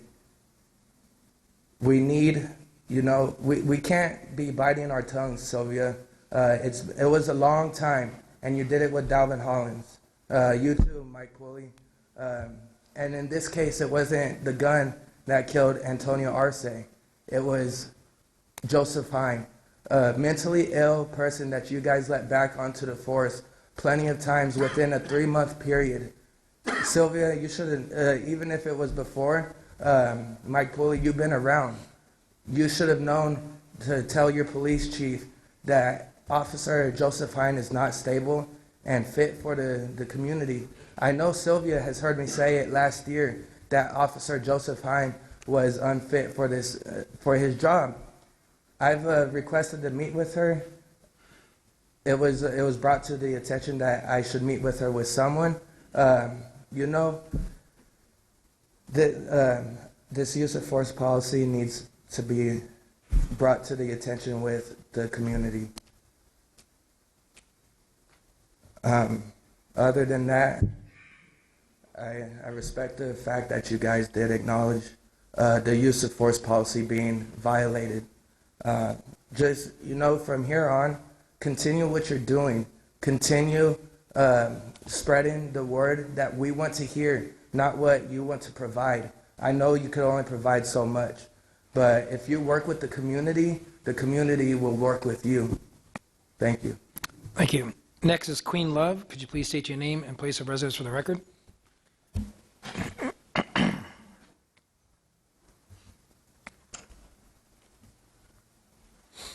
Good evening, panel. My name is Queen Love, and I am a resident here in Tempe. I also work here in Tempe.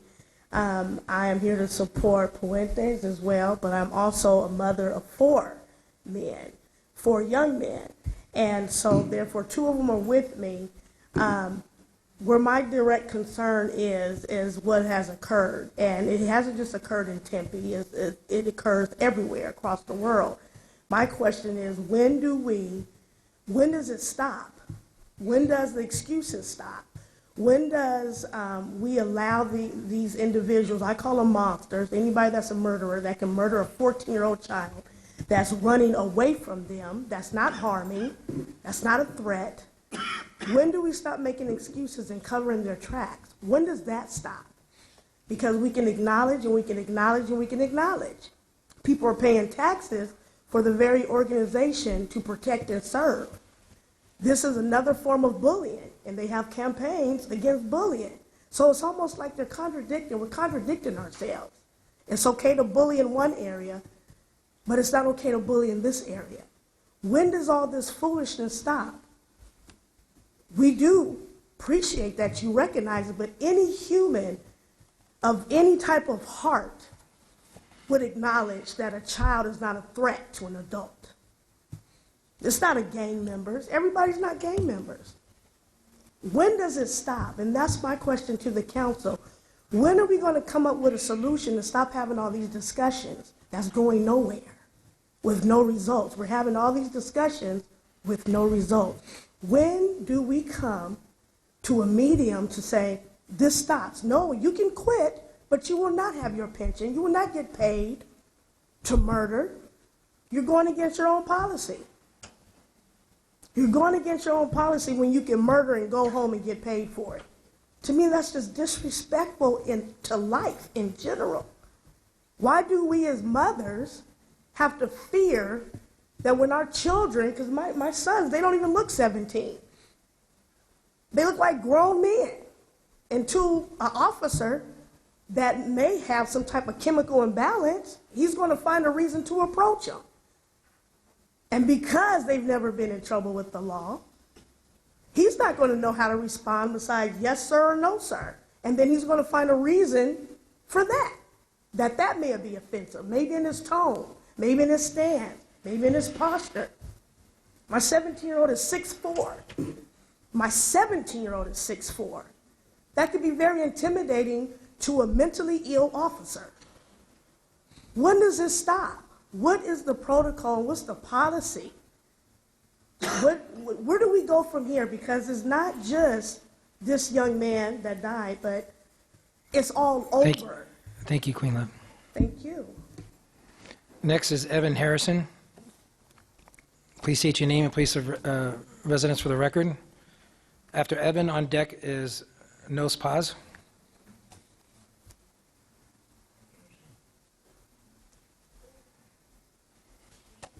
Good evening. My name is Evan Harrison. I'm a resident of Mesa, and I'm a new member of Lucha and MCC.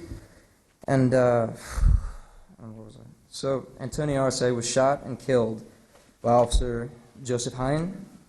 Is that how you pronounce it? That doesn't matter. He was 14. He was holding a toy gun, which Hine believed to be a real gun, which was recorded on his body camera. Hine was awarded early accidental disability retirement after the incident. He faced no criminal charges, and as far as I know, he still faces no criminal charges for this incident. The use of force policy should be reviewed, as has been previously stated. Reasonable belief of the need of force is a subjective thing, and racism definitely plays a part in that. You can't really say that it does not. And officers should be retrained. There should be, as aforementioned, evidence of this training, not just, oh yeah, we trained them. We need to see that you have been doing so. This, what was I going to say? So, as far as the law, first-degree murder is any intentional murder that is willful and premeditated with malice aforethought. Second-degree murder is intentional killing that was not premeditated. The sentences for these, for first-degree murder, 25 years to life. The sentence for second-degree murder is imprisonment for 10 to 25 years. This is definitely murder. You may argue whether it's first or second degree, but it is murder.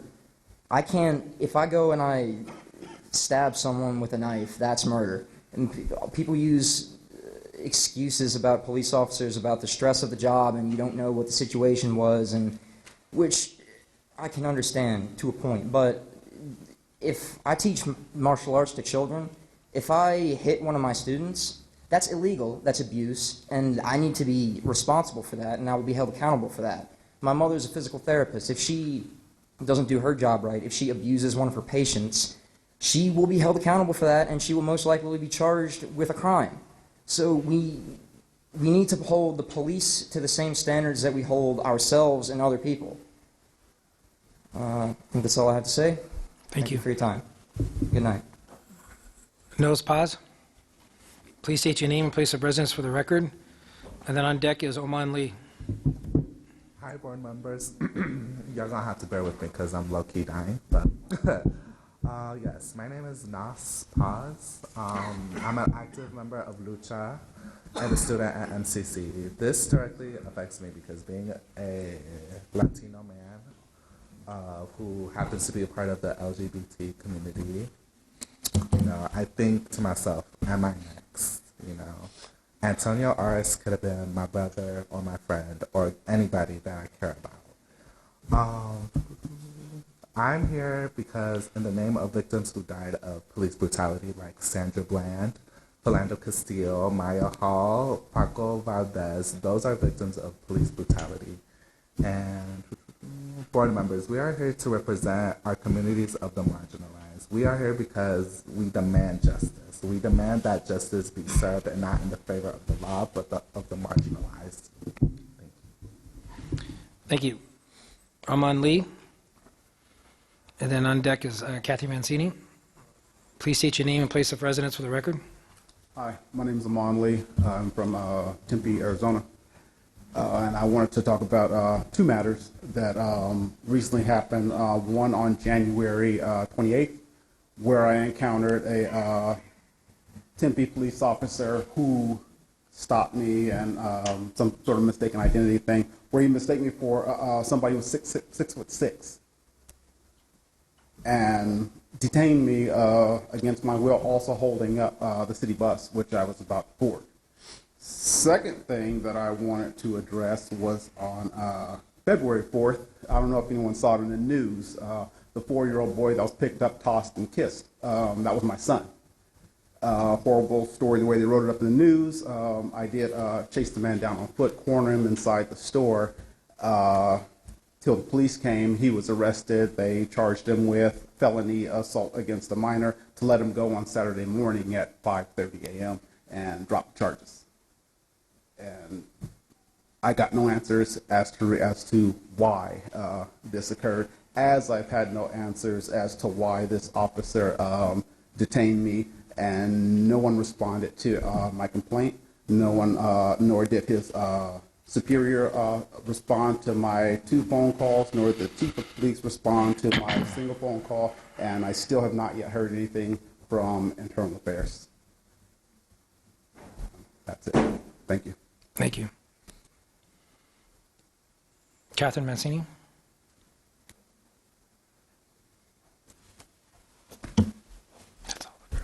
Thank you for letting me speak.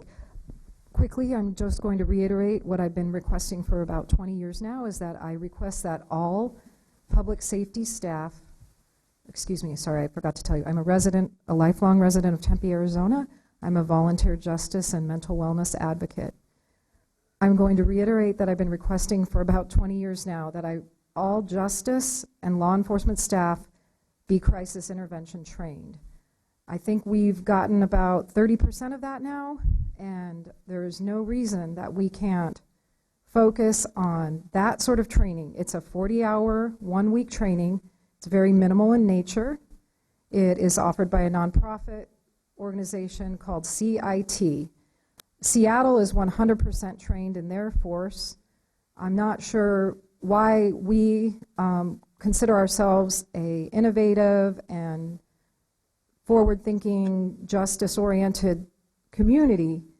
And the excuses I've gotten over the years from past council are, oh, we don't have the money, or we don't have enough officers out there to be able to send a handful to training. Well, I'm sorry, but I think that free training from CIT or whatever it costs in kind to cover the officers' salaries and time off the streets or their offices would more than make up for what lawsuits cost. So please, I encourage you to, again, consider training 100% of our justice court and complete law enforcement staff, which includes administrators and officers. Thank you. That is all the cards I have. With that, we're going to be adjourned.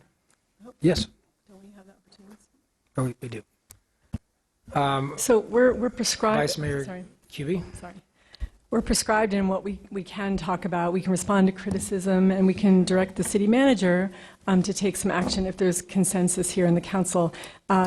Kathy, since you spoke, I just want to mention that our CIT training, we have 50% of our officers trained, and I know we're up in an upward trajectory. It's the most of any city in East Valley, but I agree with you, it's not enough. And hearing that Seattle is 100%, that is very impressive. I know that we have free CIT training through La Frontera, that nonprofit. It's an excellent nonprofit, and the training is really very professional and really respected.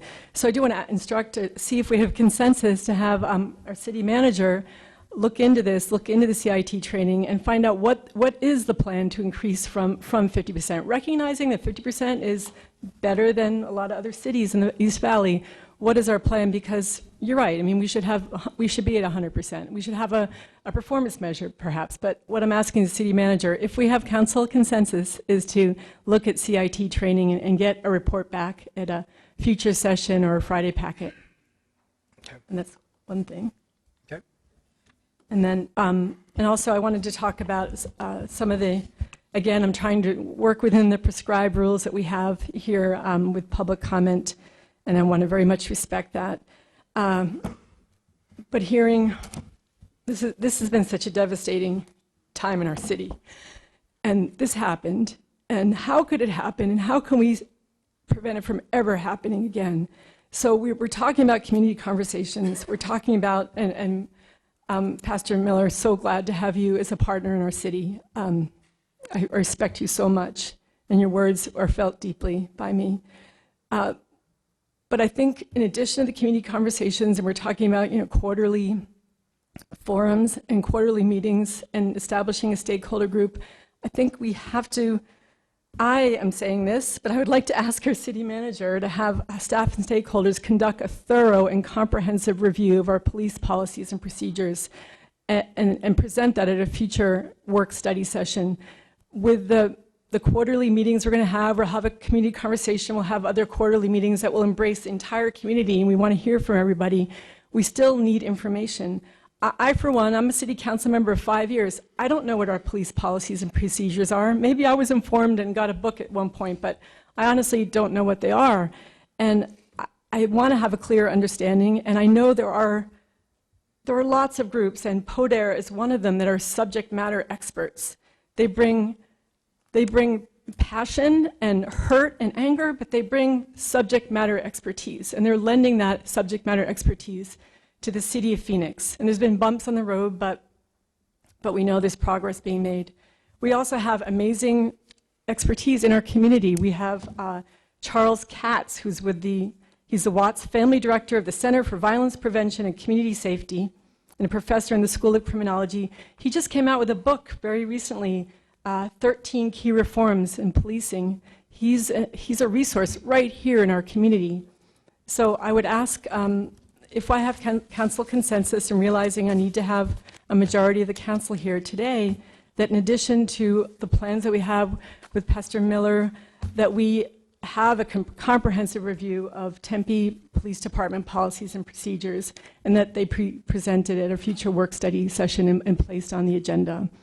Some of those procedures, too, will involve looking at a civilian review board and whether it has subpoena power, firing, hiring power. I was very interested to hear that the mayor is in support of that. That is a policy that we have in our city. We have a use of force committee. It meets very rarely, and will meet on the Antonio Arce case at a date to be named later. You know, it has to go. We have to go through the civil procedure before that can happen. But in the meantime, we don't have the voices of our citizens that we can recognize and hear and ask those really painful questions that have to be asked, and we have to give the painful answers as well. So I know it's been a long night, and I don't mean to monopolize the time of the council here, but what I do want to ask is that the city manager have staff and stakeholders, really important subject matter experts from PODER, from Black Lives Matter, from Lucha, that we conduct a comprehensive review of PD policies and procedures for our council, and that it be presented and agendized at a future work study session. Thank you. Councilmember Keating.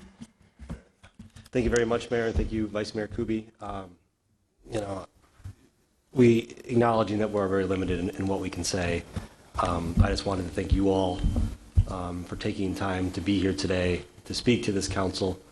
I appreciated the substance and the tone of your comments, and as mentioned, we are working with Pastor Miller to start this healing process. You know, this thing has been left out for a year as we waited for a charging decision, and it's something that I don't think helped the way anyone felt, this council included, and members of our city. So I'm looking forward to that process. I think Pastor Miller is going to be incredibly helpful in beginning that process and facilitating that process.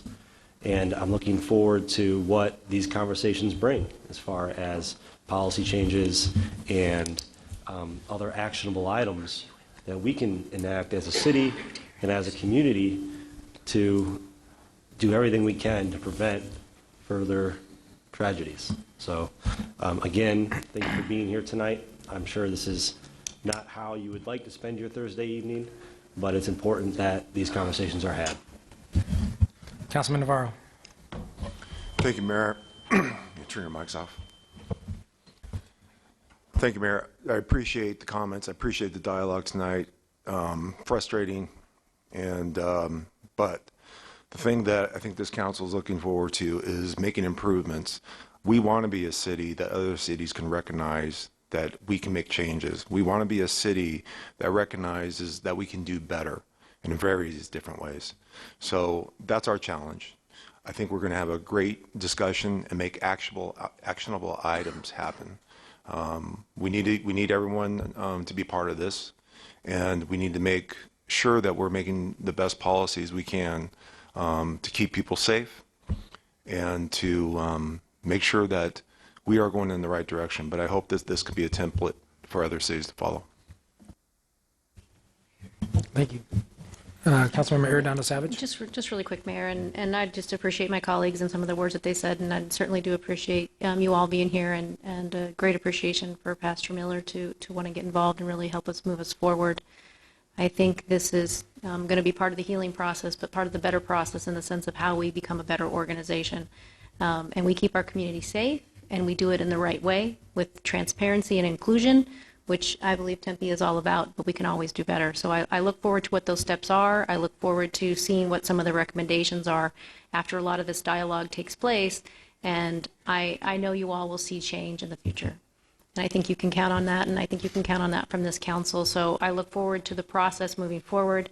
I hope and would encourage those that want to participate to please participate and take Pastor Miller up on his offer to reach out, to look into the website. I think that would be a really great first step. Inclusion is really important to the city of Tempe. Change is really important in the sense of where we can do better. And also, I just want to say, as we move through this process, it's going to be really important for me to make sure that we are addressing things in the right order, too. I don't want to just give charge right now today off the dais But what I'd like to do is give the pastor and the time to really understand where we can make serious change and where we need to look into to do a deep dive. And that's what I am going to support and back up and certainly do respect. So with that, thank you. Thank you, Mayor, and for all those that are here tonight. Thank you. With that, again, I want to. Sorry, I need to say more. Okay. Vice Mayor. I am so appreciative, Pastor Miller, of you coming forward. And Lord knows we need to have more conversation. We need to listen. But how can the community give recommendations if they don't know the policies and procedures that we operate under? So that's why I think, and why I'm asking tonight for council consensus to ask our city manager to work with our internal staff and with stakeholders, subject matter experts in the community, to do a very thorough, comprehensive review of our policies and procedures. Listening is good, community conversations are good, but it's been a year and a month, and we need to act. And one of the ways we act is to do a comprehensive review of our policies and our procedures. And we can't put this off for quarterly conversations. I think, again, I'm asking for council consensus tonight to just do a review of our policies. There are lots of cities doing this across the country, sadly, but affirmatively, right? There's a group there was a piece in USA Today. Sorry, there was a review of police policies in a whole host of cities. Every city failed. Every city failed, and will most likely fail when we look at our policies and procedures.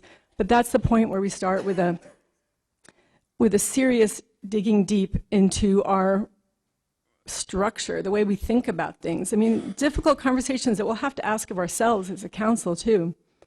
So, I'm not satisfied with leaving the meeting saying we're going to have a series of 4 community conversations and we're going to talk about this and hear from all of our neighbors and our residents. I mean, I want to hear that, of course, but I also think we need to have a comprehensive review, and we need to know what our policies and procedures are before we can comment on them and make recommendations. Thank you. So I asked, do we have consensus? Well, one thing I do know that I think we all want to get to what you just mentioned, but in order for us to do that, we have to have this first meeting with Pastor Miller, with the stakeholders, and that's why we're asking them to be involved. And that's something that I think is very, very important for this body, to understand the policies that we have, get information, and there's no reason why we can't get the information from our city manager on the policies, but more importantly, have this community dialogue with Pastor Miller, with our stakeholders. That's the first step, and we mentioned that's going to be on March 3rd. So I think with that information in front of us, we can move forward and have a deeper dive and to have some actionable items that we discussed here tonight. But Mr. Mayor, did I hear you just say that you think baseline information is needed before we have this series of conversations? Because that's basically what I'm asking for. Councilman Arredondo Savage, and then I'll respond. You know what, Mayor, I'm not really comfortable shooting from the hip tonight and saying what we should and shouldn't do without having some more dialogue with Pastor Miller in regards to what your process is and what that's going to include. I would think that we are going to get to that end. That is going to be the biggest piece of what we do. And I just don't know the steps in order to get there. And I would entrust in your professionalism. And I know you're very familiar with best practices. And I would hope that you would give us some guidance of what that looks like. I don't want to direct you to tell you how to do what you do best. I want you to be able to tell us and give us some recommendations of how we can move forward in the most effective way possible. So I would like to have that conversation first, Mayor, before I make a decision of what our next steps are, before we have that dialogue with Pastor Miller and the team. Okay. Mr. Mayor? Vice Mayor? What is that process, though? I mean, that's what I'd like to see more clearly defined, and maybe we put it on an agenda for work studies so we can discuss the process, because I'm just afraid that a series of quarterly meetings is just going to drag on. We know, I think we've heard tonight, I think we've heard over the past year that we want to have more actionable information, and we know that the City of Phoenix is working with a task force that are lost in the nitty-gritty of looking at every single line of every policy and procedure. And I feel like to put it off we need to do community conversations, and please don't misread that I'm saying that we shouldn't do that, because we want to hear from everyone. But we need the deep dive with subject matter experts, and we need to have a baseline of information about what our police policies and procedures are. Mayor, Pastor Miller's here. are you comfortable getting up? I don't want to put you on the spot, and I know this is kind of new moving forward, so I appreciate your feedback. I believe I mentioned in an executive session that we're going to be working with the chief. Wait, hang on. Oh. I'm not going to say everything, I know. Yeah, I'm sorry. I'm going to have to interrupt. Oh, I'm sorry. Oh, okay. That's okay. Executive session discussions are confidential and need to remain confidential, and I think that there may be ample time for us to continue this conversation if it's actually placed on a council agenda so we can have that robust consideration. Okay, well, I won't say that. I have spoke with the chief about having conversations with the community as far as policy goes and looking at policies with organizations like PERC, which is the Police Executive Research Forum. And so with doing that, that would have us have civilians at the table as well who are not familiar with policy so they can be abreast of policies and know what actually needs to be changed. So the plan is to have those conversations with police administration, with rank and file, and with citizens, people who are in this room right now, about the changes that need to be made with policies. So we will make sure that people are aware of policies, that they are educated on policies, and that way we can have educated conversations and discussions for policy change. So, thank you. But many of the things the city manager needs to investigate in the first place.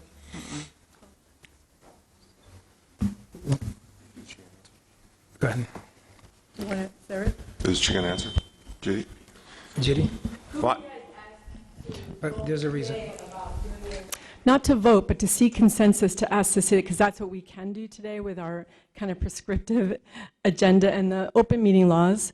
So that's what I was asking the manager, because the city manager, and to bring it back at maybe not a specific work study session that I conjure up a specific date. It can be within a period of a few months, but I think we have to have a public discussion about what the process is going to be, and it's not just about conversations and discussion. And Vice Mayor, that's exactly what we're trying to do. And just to reiterate what Pastor Miller just said, we are going to have, there's policies right now in our police department that are online that we all can look at. But more importantly, I think we're going to take the direction of Pastor Miller. We're going to have that forum. We're going to reach out to the stakeholders and the civilians and understand the policies that we have, take a deeper dive in there so we can have an action item. And that is going to happen. And that's what we've mentioned on March 3rd. So I think that it's important that we follow the procedure, the process that was just outlined as we move forward. With that, Councilmember, that's it? Anybody else? Okay. With that, we are adjourned, and we look forward to having our community conversation.